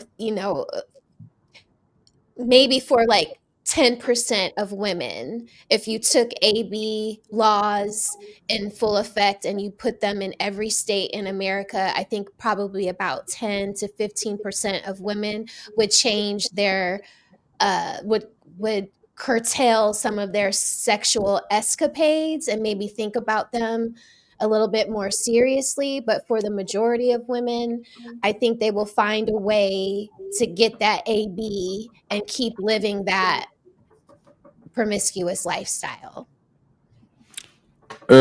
Sophie, what do you think? To both questions, the church and the abortion laws. Do you think there's a way to actually get women back to do what they was going to do, or you think it doesn't work? Looking at the behavior of women right now in 2025. I feel like we're so far down the rabbit hole. I do feel like church does help, but I do feel like a lot of women don't respect.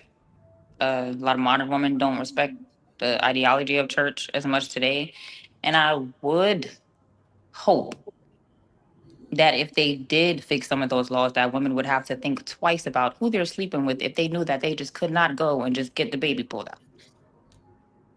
out. But yeah. So, like, do you have a positive? Like, do you think it will work, or you think nah? This is.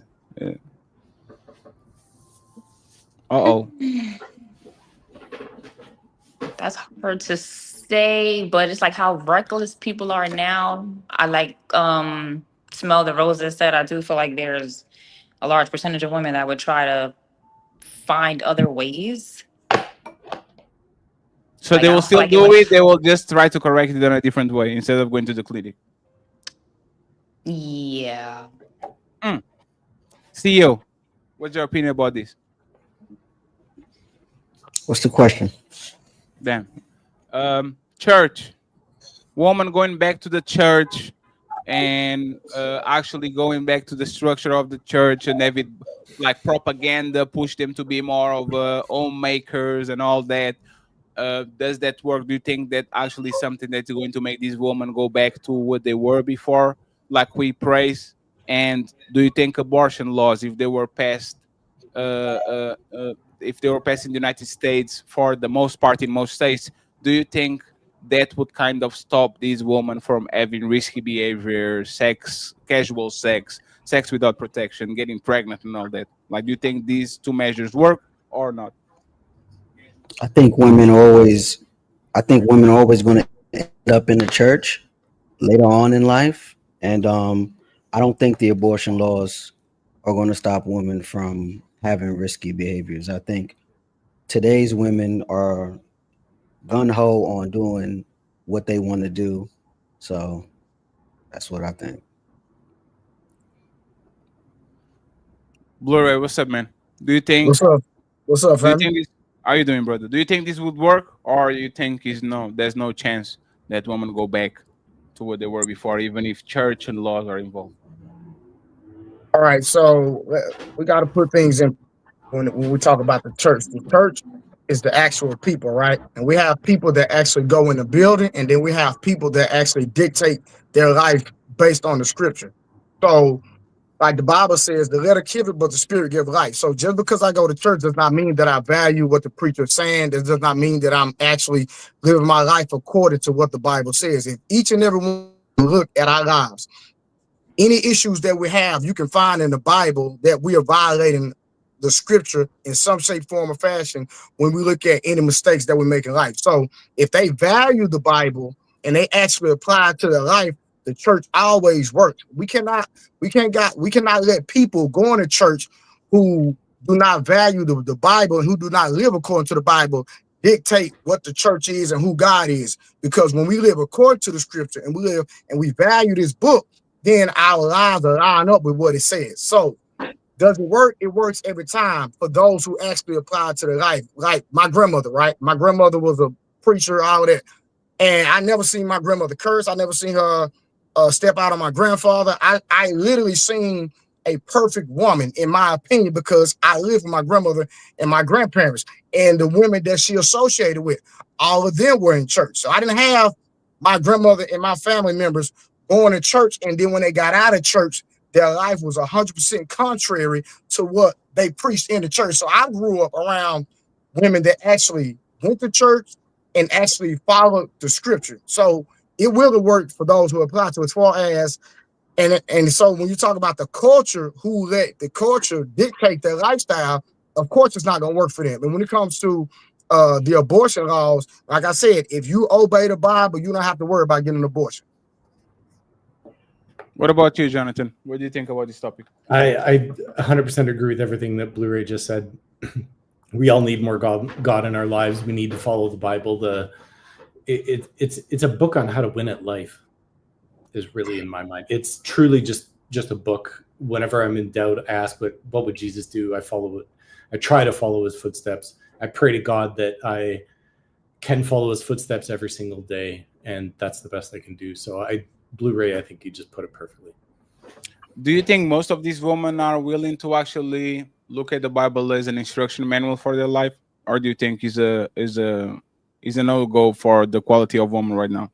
I think it takes a lot of courage for people to want to be a better version of themselves, and I think when people lack courage, men and women, by the way, and not just to throw more men under the bus for you, Fatty, but I think when we follow that in that path and that footstep, and we have that courage to want to lead a better life, indeed we can have beautiful relationships. Blu-ray, I'm sure your grandmother had a wonderful marriage because she cultivated that, and with honesty, loyalty, fidelity, trust, transparency, all that, right? So for me, that's how I choose my life. So do you think, I have to flip the question because you kind of did. Do you think most women have the courage? I'm going to use your words because now is the. No, I agree. I agree that a lot. I think most women have the courage to look at the Bible and to the church and like allow more God in their life. Do you think most women are on the type of time, or they don't have the courage and they will keep being? Fatty, I will 100% give you my own personal experience. I work with couples all day, every day, and a lot of the couples I work with, a lot of women don't have the courage to be self-reflective, and they want the man to be self-reflective first. And women struggle really hard to turn the lens back on themselves. And that's what I'm always trying to push them to do. I think it takes courage. And I think women, maybe it's out of self-preservation, I think, probably because men are bigger, stronger, deeper voice, that a lot of women have fear around, coming to a man and coming to their relationship saying, I've done something, or it's my fault. There's a physical fear there. There's a people-pleasing nature about women that they want to make sure that there's a physical safety, because again, men are bigger. So I think women are afraid to admit fault, admit wrong, and that is probably what makes it hard for them to be courageous at times. But I think what we need to do as men is to remind women that, yeah, you know what, you're going to be loved unconditionally. You can make mistakes. You can have the courage to be a better version of yourself, and I'm going to be here with you as you do that. Again, there's lines in the sand. My wife cheated on me. I wouldn't be with her. So So we all have our own lines in the sand of what we can forgive. I also think in the Bible, what Blu-ray didn't mention is the Bible teaches us forgiveness, and it is the hardest thing that all of us have to master. It's the thing that none of us want to get good at, and we all would turn to sins of the flesh and our own self-soothing behavior if that means that we don't have to forgive, right? And what we need to do is cultivate that forgiveness. So, but yeah, I think women struggle with courage to be better versions of themselves just as much as men. And I actually think that they have a more difficult time even seeing that they need to have the courage to change and expect change. Somebody in the chat said they are not afraid of the respect men, but they don't have the courage to actually follow. Like saying we are seeing the most disrespectful generation of women that rather pick the bear than pick the man, but they are afraid of men because men are more physically imposing and all that. I think a bear probably doesn't have the physical complexion to actually get this woman in line. And I'm not trying to be funny, Jonathan. Mm-hmm. I will let. I don't know if I want to play these, but Ali, sorry, I apologize. If Jesus can't save these hoes, why are you trying? What make you think you greater than Jesus? Amen. Mika. You guys, really quick, I'm sorry, I gotta go. Thank you very much for being here, Sophie. I appreciate you. Thank you very much. Thank you so much, guys. Y'all have a good evening, okay? You too. Thank you very much. You too. Mika, what do you think? Do you think the church and these laws, the abortion laws, are going to make the genie go back to the bottle, or do you think the genie doesn't want nothing to do with these things? So I'm gonna say this because I have to go as well, but I'll say this: when it comes to the church, okay, the church, in my opinion, especially when you start categorizing different communities, the church is one of the main pillars of the problem. The church. Whoa. Let me finish. That's interesting, Mika. Yes, one of the main pillars of the problem, and that is because these churches today. We can hear you. Oh, okay, I don't know. But that is because the churches of today are not actually about teaching the word. The churches today are about appeasing who's going to keep the church afloat. Women tend to, as we know, be more emotional, be more in their feelings, things like that. So if you speak to things that speak to that, they tend to be more they tend to be more active in these churches. And so when you have a congregation based off that, you're not going to dig to the part where they need to be accountable. Because once you start holding people accountable, and the feeling goes, the good feeling goes away. And once the good feeling goes away, so does the money. And so with that being said, they don't want to promote what should be done. It's what you guys were saying earlier, what's right and what they're doing is two different things. And lately, all I've seen is all of the chicks that people want to say are 304s or this, that, and the third, they all go to church. Usually right there in the front, they know the pastor, Jamal Bryan, and everybody else. They know them. Okay. They know all of these people.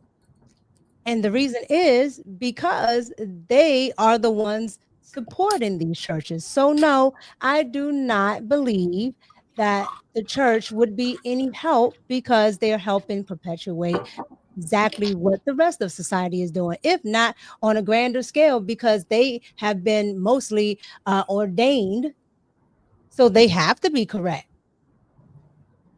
And then when it comes to abortion laws, no, I do not think that will help either, because we have dehumanized people in the womb. They are now clumps of cells, fetuses, things like that. right? And we don't see something as human. So if we don't see it as human, we don't identify with it. We can't feel empathy. We sure enough don't feel sympathy. So therefore, it's easier to bypass what should be, especially for women, a mechanism that kicks in, especially something that's attached to you, something that you can actually feel. We end up bypassing all of that because we have detached ourselves from it. So you can get rid of the laws. They're detached from it existing as a human. They're detached from it being something that's a part of them to the point they're calling babies in the womb parasites. And this is being backed up by science. So essentially, science and the community is doing exactly what the church is doing, supporting every last bit of it. So no, the church and laws won't help. What about you, Raquel? What do you think about these two measurements? We think women are in 2025 are open to it, or you think is a no go, not going to happen? Oh, I gotta go, you guys. Thank you so much. thank you very much, Mika, appreciate for everybody. pulling up. We Bye. appreciate you, Mika. Thank you very much. See you later. You're not confident, Raquel? No, that the church is going to change, or what was the question? Like, If do you think if women like if we start to push past propaganda, do abortion laws, and actually put the church in a position where they can get to these women, do you think that these women are going to be open to actually do that, like stop having casual sex or more sex that leads to more like risky behavior? They're going to behave more like wives. They're going to actually listen to the church, be submissive, stop denying your husband sex. Do you think women in 2025 are ready for that and they're going to listen to it, or you think it's a lost cause? They'll never do that. no, not in 2025. Maybe after the SNAP benefits never come back and the housing vouchers don't go out anymore. I would say closer to like 2028. To be honest with you, they're going to have to be brought down to their knees. I mean, because feminism has just gotten that big and that out of control. It's just a monster. So the church has to get itself together. Then the church has to come out and bring the people on the outside back into the inside. They're going to have to explain what submission means, because we don't use words properly anymore. And I like how Jonathan was saying earlier, it's not about control, it's about what were you saying, Jonathan? It's not control. Consequences. It's consequences. Mhm. Yeah, I really like that. Like if we explained things better and took the money, the money glasses off and just got down to the brass tacks of what the Bible says, and this is how, we are going to move on as a society, and men put their foot back down a little bit, instead of worrying about the Me Too movements and all of that crap that was coming about because of feminism. Not that Me Too movement, not that, of course, we don't want women to be hurt in any kind of way. I'm not advocating for that, but I'm just saying that feminism has just gotten that big that it's going to take a while to get women to want to acquiesce to that more traditional way that we started out, I guess, in society since marriages existed. You know what's hilarious, Raquel? Like when Andrew said for a woman to go to a particular version of Christianity that is very small compared with the other big ones. The ironic part is that I've been saying that feminism is the biggest religion in the planet right now. These women actually look at feminist principles like it's their doctrine. Like it's a right? Bible. Yes. Right? It's absolutely so scary. I agree with you on that.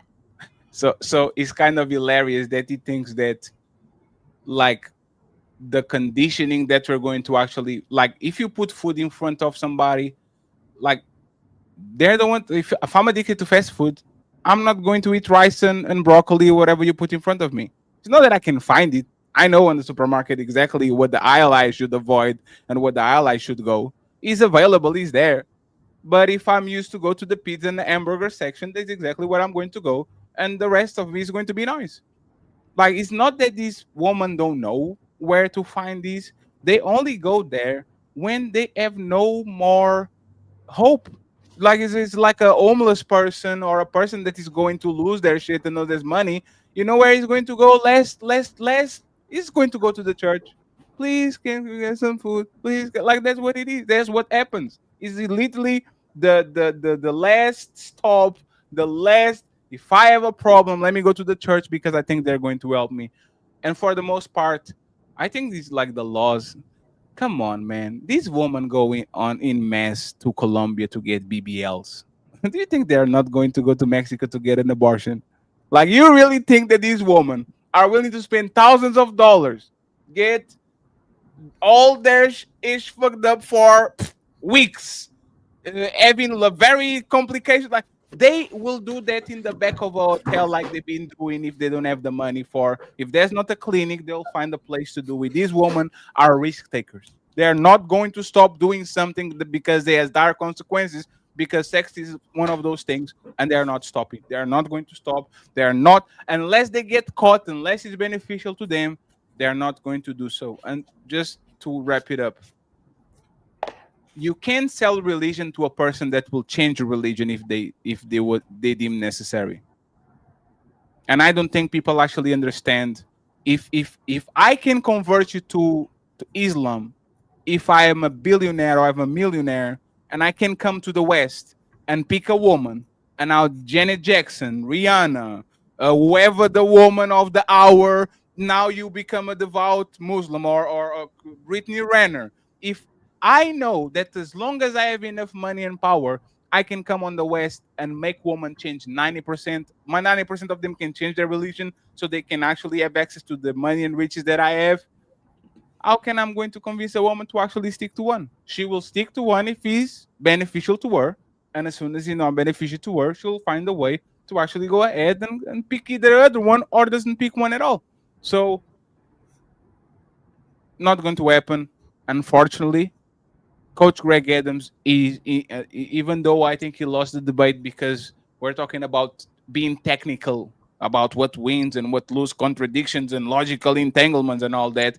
Just because you are not a good debater doesn't mean that you are wrong about the synopsis that you actually do about reality. And that man is 1,000,000,000% right about reality.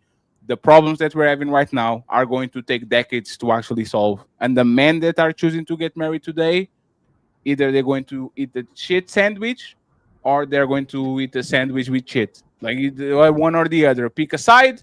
You might be lucky like Jonathan, but most of us, unfortunately, are not going to have the luxury of actually have a great relationship where we don't get ransacked by the end of it. So you think CGA lost? Because I looked at it like they both won on different ends of the spectrum. I didn't see it like that, but so why do you believe that he won? Well, because like coming out the gate, like his first rebuttal to Andrew when he said to Andrew, like it's pointless because they don't see the value in the church. Like like I was just saying right now, like it's going to have to. It won't be until like 2028 until they see the value in the church. So all of those great things that Andrew was suggesting, though I do think that he's right, and that's how I live my life, like how him and his wife live. CGA was right in that what he's saying essentially what you all and us are saying here. Yes. The women aren't going to go for it. They're not going to change. They don't see the value. Feminism. The only thing that he didn't say was the feminism part, like what you just said. The feminism is the bigger Bible of it, but it definitely landed. Like when he said that, I was decorating the Christmas tree. I had to like step down, like, damn, that's cold, but it's the truth. So the thing about debate, but the thing about debate is not who agrees with you, is about who can defend their position better and doesn't contradict themselves. There's something called sophistry, which is not a debate to be enlightened and to actually try to learn each other's position and try to get better. Is about winning. And what happens is, in the technicalities of what they did, he won because he is a professional debater. It's like that. It's a particular game. He was playing chess, and Coach Greg Adams was playing cards. Just because Coach Greg Adams actually has a better grasp of reality and he's actually telling it what it is, the problem with the debate per se was the technicality. So for our normies is who agrees with me is the one that actually won. For these debaters is who defended their point better, because a lot of times they come on a show to defend positions that they don't even believe. They just want to see who is actually able to actually defend that position better. So I believe that Andrew won clearly the debate, but Coach Greg Adams is giving you the raw deal. He's giving you exactly what you need to know about the situation in dating right now.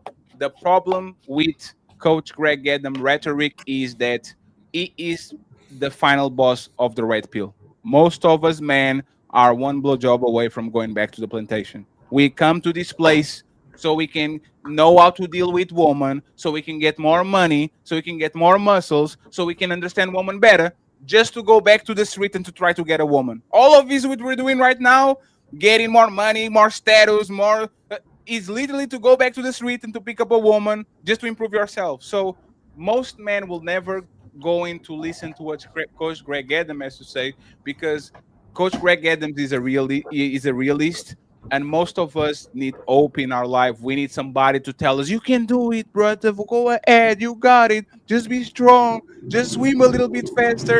And most of these men are going to deny that because we are not on this place to actually make peace with reality. We are on this place to find ways to get control and get respect and get love from the woman that we love. So his message is probably the harsher message that we have inside of our space, but is the most realistic and the most real, because there's nothing you can say about what he's saying. What he said is the state of relationships, and there's no God in any shape or form when it comes to dealing a lot of times with this woman, because their God is conditional.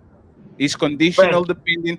Is conditional depending of is beneficial to their life or not. And y'all taught me, because I'm not religious. The devil knows scripture too. So just because you put I want the God fearing man and you know how to recite Bible and all these things doesn't mean that you actually not engaging or engage in these behaviors. Go ahead, Blu-ray. I apologize. Nah, you good, family. I look at Coach Greg Adams and that debate like this, right? What Coach Greg Adams said, he said some truths, but it doesn't apply to the world, doesn't apply to it. We speak in generalities, and then the same thing with Andrew. But I grew up in a society and in a household based off what Andrew depicts, right? Because like I said, I grew up with my grandparents. And so every relationship, like between my aunts, uncles, and everybody, was a religious, moral, scriptural based lifestyle. And so I didn't deal with kids out of wedlock growing up, people getting divorced because people were cheating, because the people that I grew up around actually valued the book in real life. They just didn't talk about it, they actually lived it. So I look at, if I had a life or based off Coach Greg Adams' theology, and is it Andrew Wilson? Yes. Okay, Andrew Wilson's reality. All day long, I will pick a reality based on the concept of what Andrew preaches over Coach Greg Adams. Ali, you have any opinion about this? Then we go. I'm trying to figure out what I missed. Where I thought Coach Adams won when he was talking about the state or the church can't keep a woman married. What part? It seemed like Andrew was still doing the debate bros thing, like prove it and just saying things. Ali, remember a day before the debate when we were having a conversation, I was saying, say that without saying if. And you could keep saying if. And I was like, no, don't say if. Let's talk about the if. Debates a lot of times is, like you say, if is me putting myself on a position and see if I have a logical entanglement that doesn't make me contradict myself. right? And remember when I started to debate, like we thought the debate was being right. It was not about being right. It's about winning. It was about making the person in front of you contradicting their opinion. And just because he said something that was very right, just because he says something that contradicts that, now all of a sudden says, haha, got you, I won. You contradicted yourself. But what was the based off the, let's say they both can be ignorant, they both can be nasty, right? What was the contradiction that he caught him in outside of saying it's for example the conflict, not the conflict, the mitigation of divorce.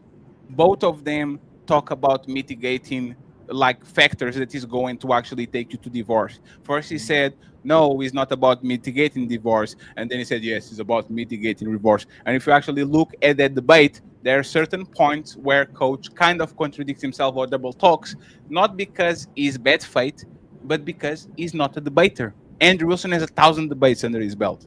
If but you he's catch also a divorced person too, so he's speaking from like a different experience than Andrew can ever speak from. Both of them are divorced. Oh, they both are. Yes. Oh, I didn't know that. Okay. Yes, but there's the thing. In a world of if, you don't have to defend yourself.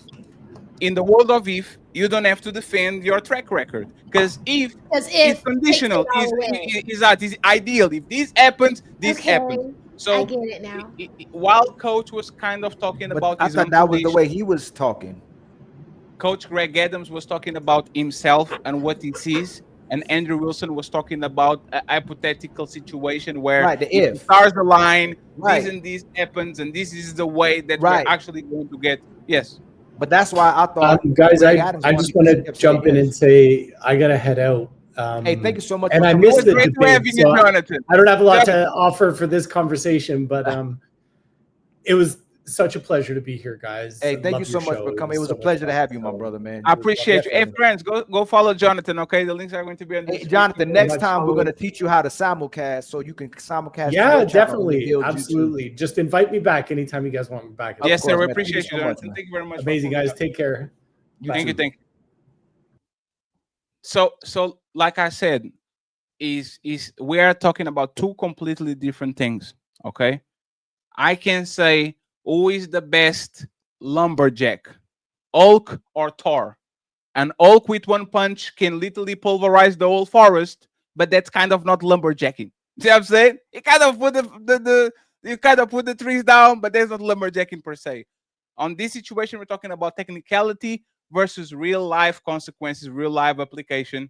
I think once again, on the technicalities, Coach Greg Adams won, but when it comes to the real life application, he was honest.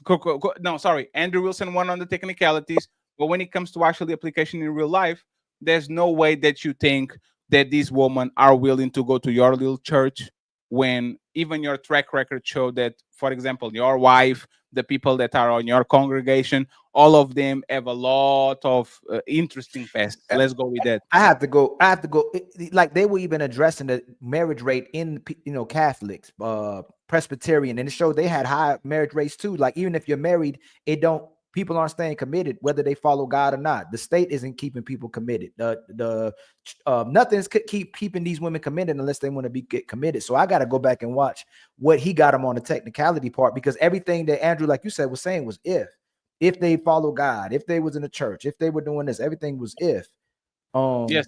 And where Coach Greg Adams was just speaking on reality, and when he tried to be ignorant towards Coach Adams, he just hit him back harder. He couldn't do the same thing that Andrew does to other people. So I'm trying to see which part where he caught him in the contradict. You said it's on the divorce part. No. He contradicted himself multiple times. If you look at the debate, Coach Greg Adams, like I said, contradicting is not on a like he's not a contradiction in ideology. Is the double talk. Is the best way to get married, to not get divorced, is to not get married, right? And then he goes, and that's true, kind of true. And then he goes ahead and he talks about how you can like prenups don't work. How he's talking about the structure of the relationship, and basically when we're talking about marriage and this is where he considered actually the debate, is debate good for a man? He said, yes, marriage is good for a man under the right conditions. There's a concession of a debate. It's a technicality, but if that's the prompt of the debate, is marriage good for men? And he says, yes, marriage is a wonderful institution, and marriage used to be good for men, and marriage is like, he believes in marriage. He just believes in good marriage. And this is what Andrew is selling. Good marriage is not selling bad marriage. Coach Greg Adams is not selling good marriage. He agrees that good marriage actually is good for people. He's just telling that most of us will not get it, and it's better for you to understand what's going on and to actually play your cards correctly, then turn around and be hopeful and get the hope strategy, and then figure out, like everybody else that is getting married, what usually happens on those situations. So, like I said, it's technicalities. That's why both of them wanted to debate the debate early, because Coach Greg Adams says, "Oh, so we agree. Yeah, the debate is a wonderful thing. We agree. If you don't want to talk about reality, I'm not going to talk about what ifs." Right? But the debate, if Ali actually paying attention to everything that we did on the last 2 years, everything is about hypotheticals to kind of get you out of your square, to make you contradict, and to make you say something that is contradictable. Oh, you believe in foreign intervention? Yes, yes. So you believe that Israel should attack Palestine? No. Ah, got you. Got you. I told you. Got you. He contradicted himself. He is very professional, is very technical, and is very ruthless. That's why they call themselves blood sport debaters. It's about winning. It's not about understanding. It's not about doing better for society. It's sophistry. So that's why I'm saying that he won, because I know what they are about. They are not about learning. They are about winning and embarrassing the opponent. And especially the way that Coach handled himself when he lost a little bit of control and he was left and right. Yeah, that's the one thing I wish he would have kind of like kind of reined in a little bit. It's like, you prepared for this. So yeah, that was I gotta go. I thought Maybe- Andrew was mad. Like Andrew was like he got mad like during the But he conversation. I still gotta go back and maintained watch. his frame the whole They entire time. didn't. He keeps the same frame from every I gotta podcast. go back and watch the They, whole they thing. I didn't must know. not. They didn't know about each other, and now kind of like the fallout. Coach kind of figured out that Andrew wife had 2 baby daddies before Eve. So now it kind of is the fallout, and Coach kind of and Andrew wants to debate Coach again because he now understands who Coach is. So it's kind of afterwards, something like we're kind of prepared for the debate, and the fans kind of knew each other, but they don't know it. Who had baby mama and Coach Andrew wife as 2 baby Right. daddies before he Oh, met yeah. him. So why does he want to debate him again? Because now they know that now they know each other's dirty laundry. And because Andrew is like that. When Andrew thinks he didn't do a good job debating you. Also, Andrew wants to now debate him he's again, but Coach knows now. no, yes, but Coach literally said if the debate was today, we wouldn't even go 1 day, 1 second, 1 minute off talking about you and your wife. Because technically they are the crystallization of reality. What we like a lot of times is people being honest, right? But just because you're honest doesn't mean that I'm going to accept. If you say I'm a compulsive liar, you're being honest. I'm not going to say, oh, hey, that's great. Let's talk. You're a compulsive liar. There's nothing to talk about. Andrew life, in my opinion, is the crystallization of what most men are scared of. A woman that got 2 divorces, that got kids out of wedlock and then got married. A woman that is, I think, 4 years older than Andrew. Like she was 29, he was 25 or something like that. And like I said, is if most people, if you are doing prescriptions and you think that you can save most of these women before they actually become the demons that they're becoming, why couldn't you get to your wife before all of that baggage happened? So the conversation is going to have a little bit of a Daddy, twist. I did not know that. I have to I gotta go, guys. Thanks for having me. I appreciate you, CEO. Thank you very much, brother. But the conversation is little is this debating. We don't want to make it personal. Shout out to Andrew and his wife. We want them to be very happy and successful and doing whatever they need to do.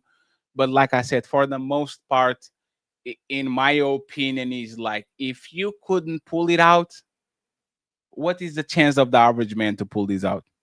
If your woman had to go to 9 years of turmoil to actually find you and marry you and all that, what do you think is happening to this average woman? Why do you think would your wife look at your church and at you if she was 21 instead of 29? And I think for the most part, we kind of think that not, because men usually don't leave relationships, and both of her husbands left her, which is a tremendous, like, is a gigantic red flag. Is you, Are you if men don't leave relationships like that, and both of your husbands are leaving you, there's something happening. Because one time is an accident, maybe two times. I don't know, man. I don't know. I don't know any I had woman. no idea of any of this. So she had 2 divorces by the age of 29. By the age of 25 or 26, if I'm not mistaken. So she got kids. She got kids early.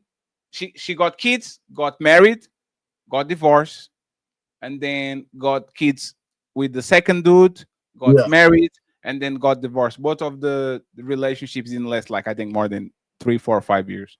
So basically, then she met Andrew. Andrew was not this person that he is right now.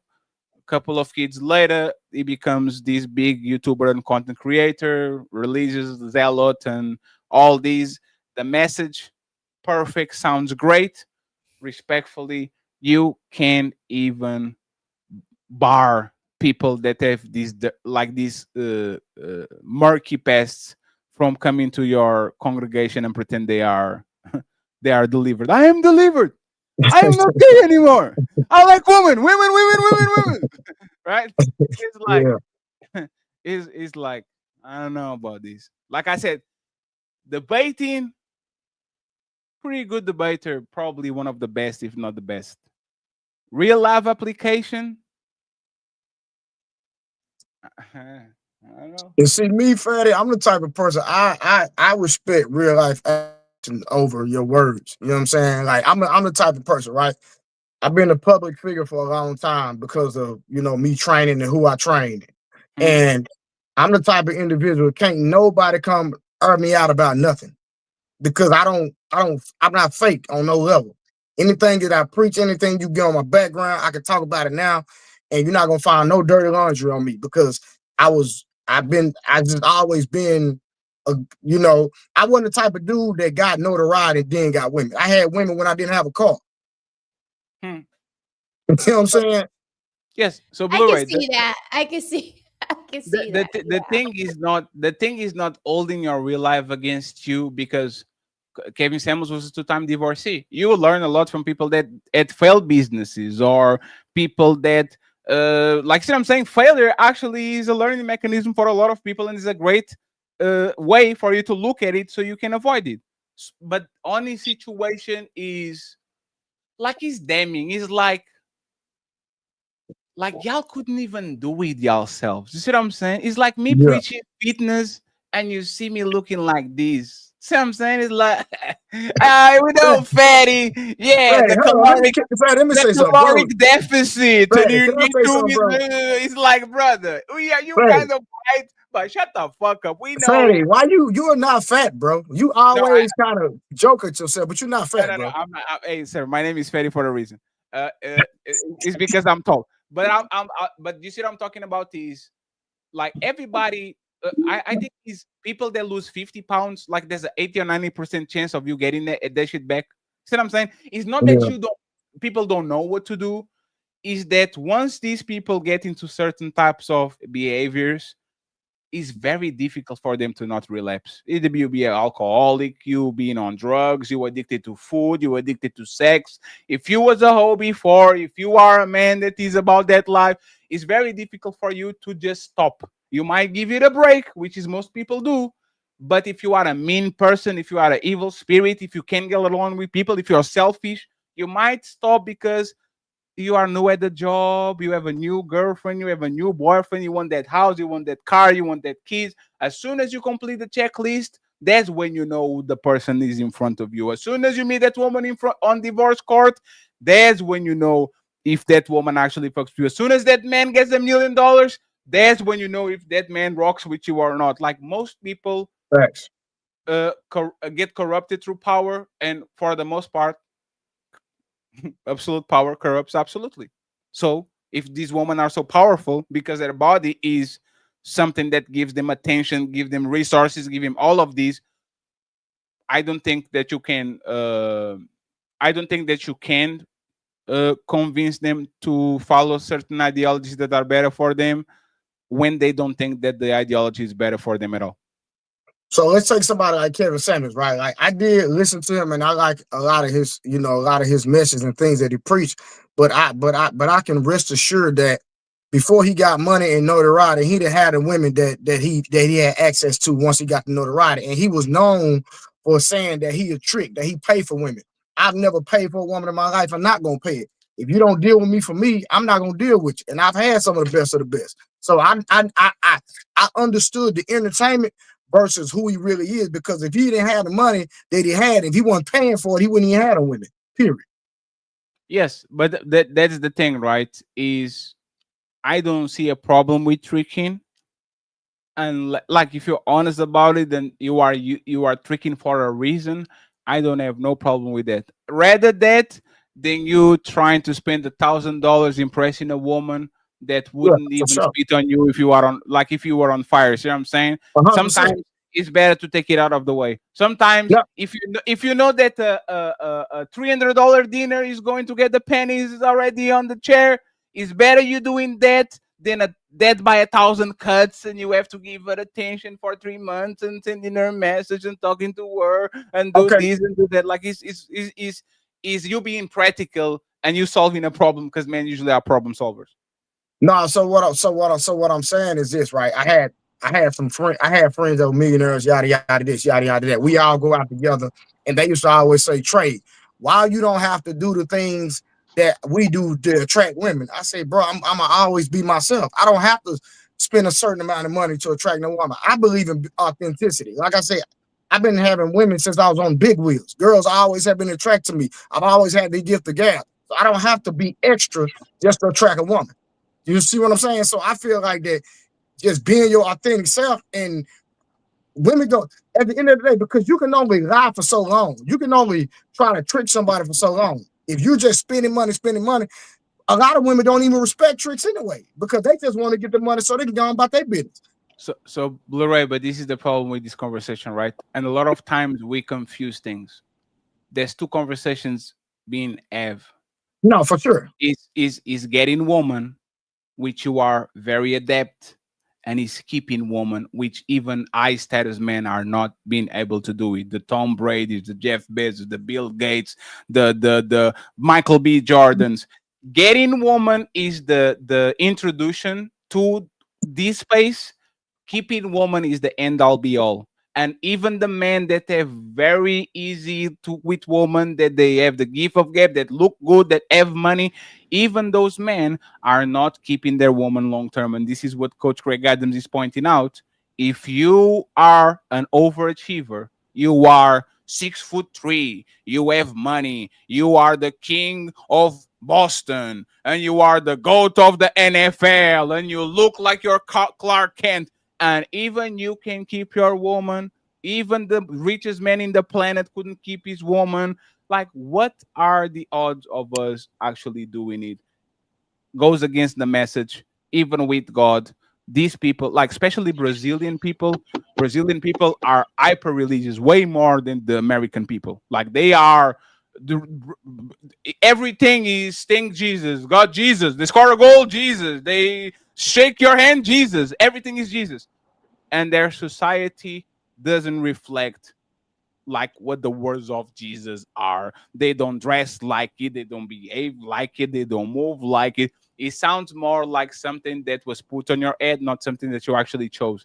This woman will not choose Jesus, Allah, Buddha, whatever it is. If it doesn't benefit them, they will only choose it to tell you to pay all the bills, because the Bible says Blu-ray should provide. So I want a God-fearing man so I can go ahead and be. Well, the Bible actually don't say that, but go ahead. I don't know. I'm not. And by the way, Lamont, how you doing, What's up? sir? We did set you Pretty up good. because we like have like a no car policy, but because we are ending up the show, please go ahead and say our thoughts, and then we're going to read the super chats, and we are going to write these out. Friends, we still have some goals rolling in the bottom.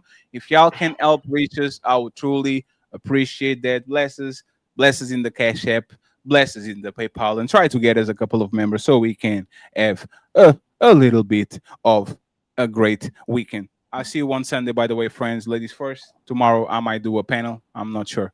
Go ahead, Lamont, take us on, please. Thank you very much. Yeah, I saw the majority of the debate, and I believe that CGA actually won the debate.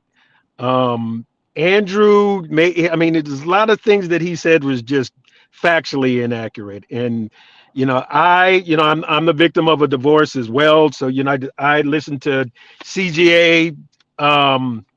I guess the main things with Andrew's position. Now, no one can honestly believe that making everybody become Christians, or what he called propagandized everybody to become Christians. That's not even practical. I mean, first of all, there's the separation of church and state and freedom of religion, so you can't make anybody be anything.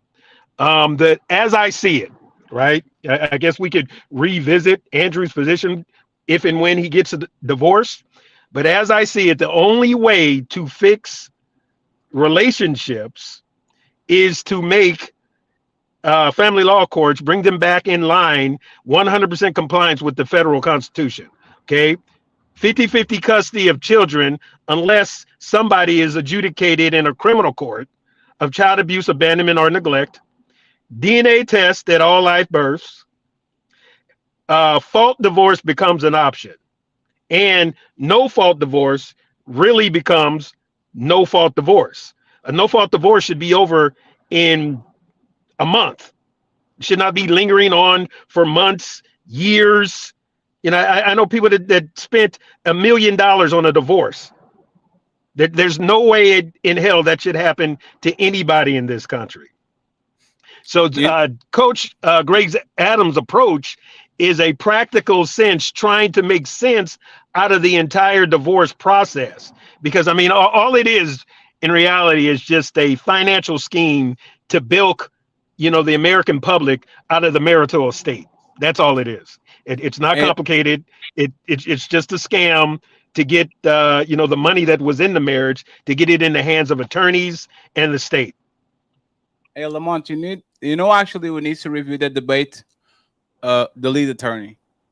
He would be the best. I'm not a big fan of the lead attorney. I'm not. Yeah, you might not be a fan, but I think because they're talking about like there's no God in divorce, there's no God in marriage. There's very not. Like, I believe that the lead attorney like has the tools to actually dissect what goes in favor. Like, can you get the prenup if you're only married for the church? Like, what is the things that happen if like you are on the marriage by the church for 7 years with this woman, and this woman still goes to the court to try to get the palimony or whatever they call it? Like I'm saying, that should be a interesting like breakdown of what he thinks about what the both of them said, and if he's realistic or not. Well, he had a lot of people, the lead attorney is a proponent of prenups because it's going to be work for him. He's a family law attorney. That's a red flag right there. Family law attorneys are the joke of the attorney business. No real attorney, a criminal defense, just about any other type of attorney, they laugh at family law attorneys because it's not real law. Okay. The lead attorney will come on and, he constantly promotes prenups. But there are no less than about a dozen valid ways to invalidate a prenup. I think it's got to be like 6 months before your wedding. You have to have a prenup already in writing by 6 months, or either side can argue that I was coerced. An attorney has to read it. It can't be as the man, it can't be you can't use your attorney to read it for your wife. She has her own attorney. Yeah. So let me ask it's you just there's a litany of. Let me ask you a question then. Go Can for you it. get the prenup if you're married through the church and don't involve the Okay, the and state? yeah, what Andrew was talking about, like a marriage through the church, that was preposterous. There's no such thing. Okay. Now there was a time when the Catholic Church, that part is true. The Catholic Church went to the state, right, to say, let us rule over the marriages of Catholics. Okay, but it didn't go anywhere. Mm. Okay, so there's no such, everything Andrew was saying, that was complete crap. Only people who, like CGA is somebody who's, a very experienced, I think he went through his divorce without an attorney, but he pretty much litigated, learned the law. A lot of dads do this. They learn the law themselves. And the things that Andrew was saying were lunatic. None of that stuff is reality. So, but the thing is, Andrew been through a divorce, his wife been through divorces, and they filed various motions from restraining orders to child support, to a bunch of things. So, I don't think a lot of times, I get it what you're saying. You see what I'm saying? Like the experience of going through it, but to me, it's not the experience they're going through it per se. Is what is the facts and the data that you're putting outside, and are they opinions or are they facts? And this is why I want to what he's saying, because like if he's going to give us his experience. I don't even care if they look at family attorneys in a funny way. As long as that family attorney been to court 1,000 times, he saw everything that he has to see, and he probably can give you a cool or a cool information without feelings, without his opinion getting in the way of it. That's why I want that's a fair point. But see, my thing with family law attorneys is how they make money. Once again, is the liquidation of the marital estate, children's college funds, right? That's all. This is what they are pays looked at family law attorneys. They are looked at like ambulance chasers of like the family. They are. They look. They're not very highly respected. That is true. Well, I mean, because to the madam's point, family law, one of the main things that they talk about, one of the main things that they propose is what's in the best interest of children, right? Everybody's probably heard that before. Is it in a child's best interest to take the saved college fund that they have? This happens frequently in family law. Liquidate it and give it to an attorney so they can spend it on their children. Is that in this child's best interest? No, no. It's not. I mean, that's why, until we get, equity and fairness in family law, this is, in my opinion, what, because I even disagree with CGA about certain things. But his main point is until we get these laws fair, I mean, that's really, most men go to court and just want 50-50 custody. They don't want, women go in there and they want to take everything from you. Okay. Men just want their children half the time. Right. Well, I'm actually in litigation right now myself. So yeah, the men just want their children half the time and are fought tooth and nail over that. But all my friends got custody, and the women ended up on child support. Like I can literally call them on the phone. Like all my friends right now. I'm not saying it doesn't. I'm in California. I got. Hey, talk about the other one, Trey. I got taken to court. The pew pew. Talk about the pew pew. No. Huh? Oh, you want to talk about this? Oh, okay. Well, okay. Change the subject real quick. So, I don't mean change the subject, fatty. So I apologize, but Ali wanted me to talk about this. So as far as earlier when y'all talking about being a protector, I got a friend of mine who a burglary happened between him and his woman, and he ended up like the intruders made it to the bedroom, and so he retrieved his firearm and covered his woman, and he ended up in a wheelchair. Let's just say that. And when he ended up getting out the hospital from protecting his woman. She actually dropped, he couldn't fend for himself anymore. His woman dropped him off at his mother's house and said she can't do this. 3 weeks after he got out the hospital. I said it yesterday on Nino show. You don't have to go as far away as Charlie Kirk. Look at how his wife is behaving, right?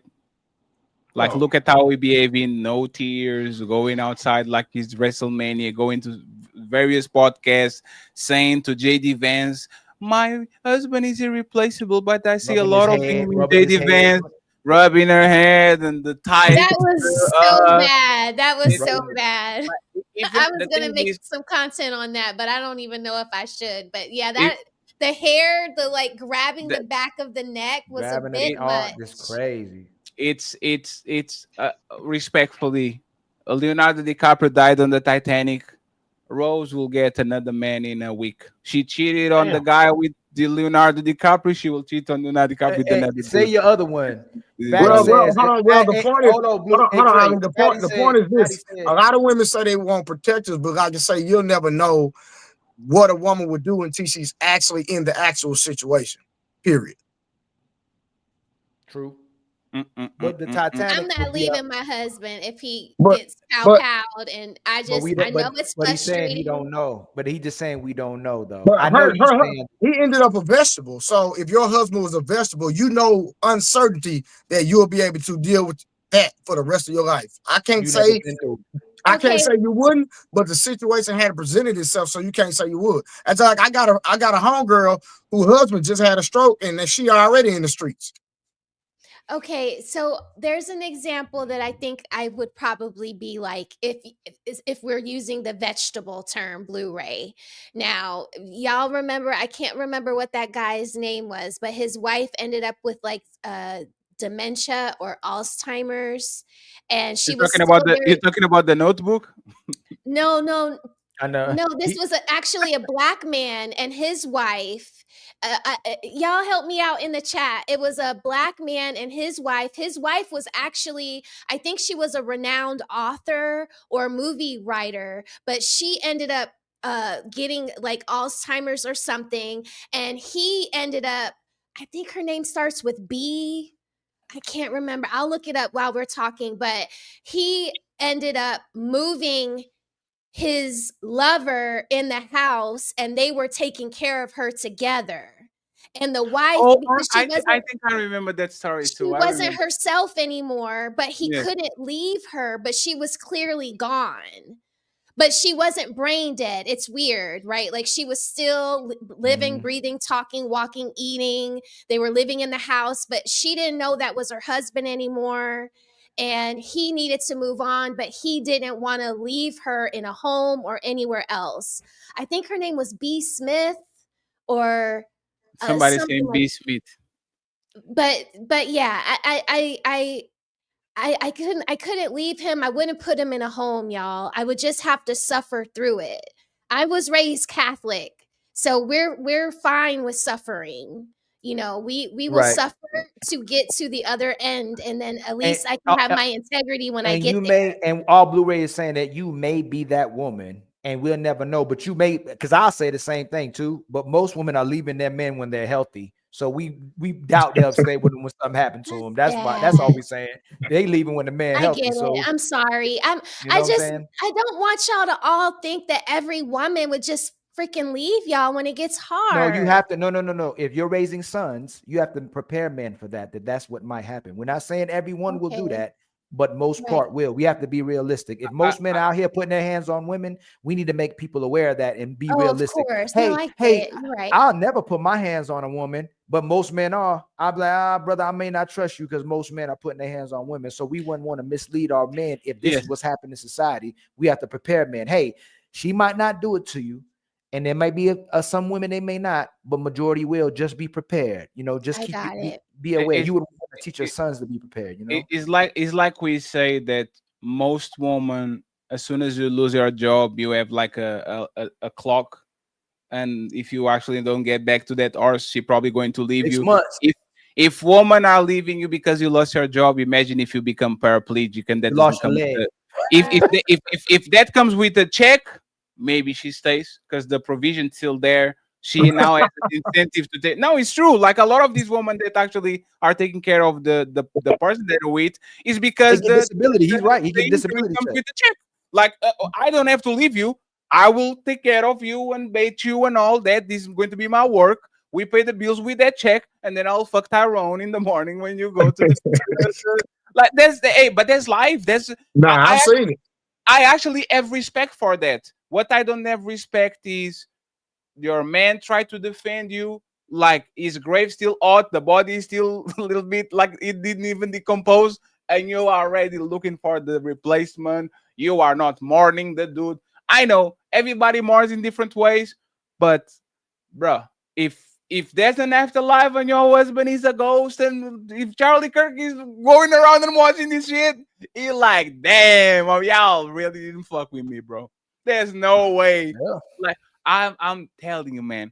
I see people go in state of depression because they lose their dog, and you lost your husband in front everybody, like and you are kind of I don't know.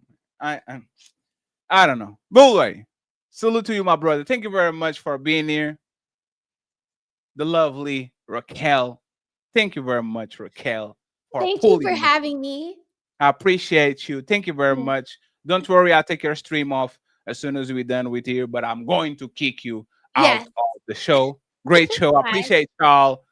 But y'all need to go. This is Sparta!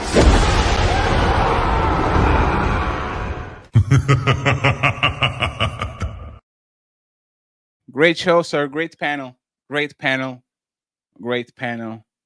But we have to read the super chat. Buckle up, everyone. It's time for some super chats.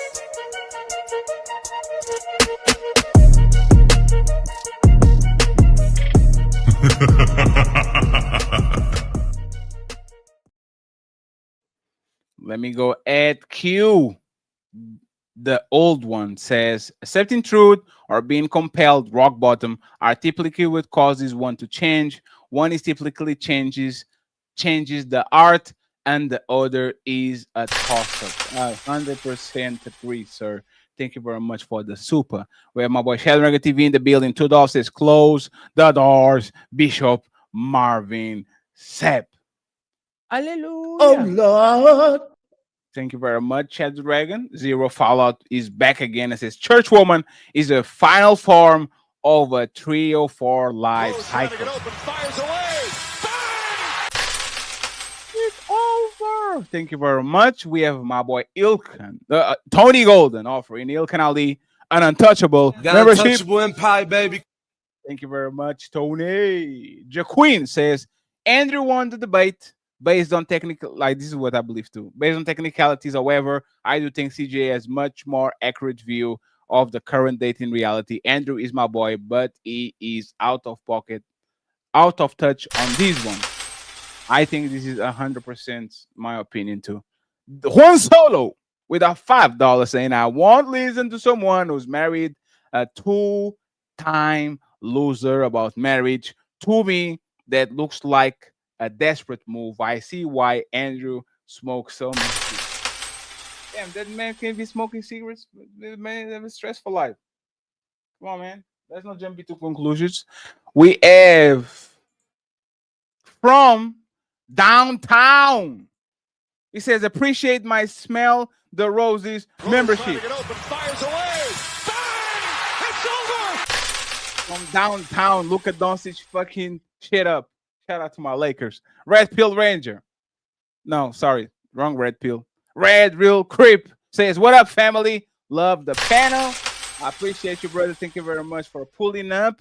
We have Jaquin says, the only way Andrew's solution work if religion is prevalent again. That's the issue with the premise. To solve a problem, the solution has to work for the majority. Can be too many aspects. Again, very concise. We have Frederick Howard gifting roses a membership. Untouchable Empire, baby. Thank you very much. We have my boy Red Pill Creep coming back saying much love to the untouchable brother. Untouchable Empire, baby. And we have Twisted Pup, aka Car Connoisseur, pulling up with our 5 untouchable memberships. Thank you very much, brother. Finally, Smell the Roses with a donation. We appreciate you, Rose. Thank you. Thank you. Thank you. Friends, I appreciate you. I'm going to leave you with some little music. You can find all the songs of the show on Patreon. Yes, the songs of every show are going to be on Patreon. So go ahead. If you want to download them, go ahead and find them there. Ilkan, you want to say something before we go? Nah, man, great show, man. Great panelists. Hey, thank y'all for the ongoing support, man. The chat, the people who've been rocking it with us for the beginning, man. Thank you always for the support, man. Honestly, man, we'd be nothing without y'all. So I truly appreciate the panelists, the people who came through in the chat, and all our newcomers as well, too, man. Much love to y'all. We trying to get to everybody. We see you saying something. Fatty way better than me. I feel really bad about it. He's way better at communicating with the people. And I used to be that good too. I'm gonna get back on as well too. When you come through and you say something, I'm gonna try to make sure I respond to all of y'all. So much love from all of us, man. We truly appreciate and respect y'all and value everybody, whether we agree with you or not, as long as you ain't disrespecting us. Thank you very much, friends, and I see you on Sunday. Team Fatty, Ilkan Ali, and the Untouchables. Signing out. Peace.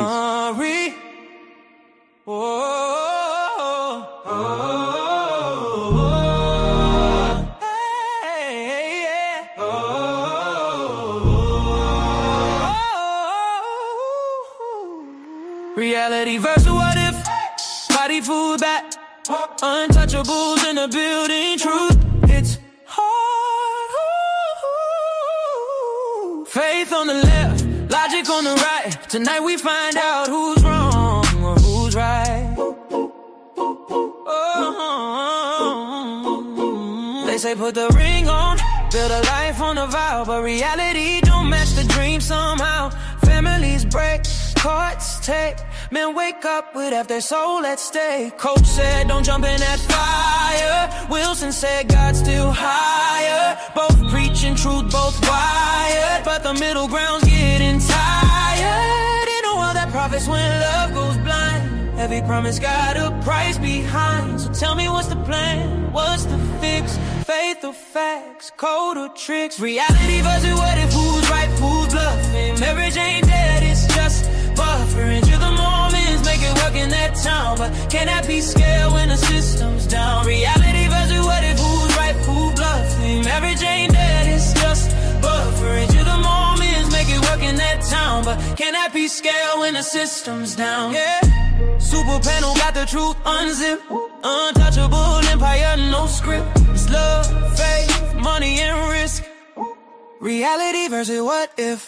They say go back to the church, go home, but the algorithm already took the throne. Small towns win, big cities bleed. Tradition's a dream and nobody leaves. Faith versus logic, clash of the creed. One says build, the other says leave. But every side's got ghosts to grieve. No one's clean, no one's free. You can't fix hearts with hashtags. You can't save love with flashbacks. Every side talks truth and then stats, but who's living what they preach in their chats? Reality versus what if, who's right, who's bluffing? Marriage ain't dead, it's just buffering. You're the Mormons, make it work in their town, but can that be scaled when the system's down? Reality versus what if, who's real, who's ripped? And every solution got a twist pending. Untouchable empire, no cap, no myth. Super panel, we live this.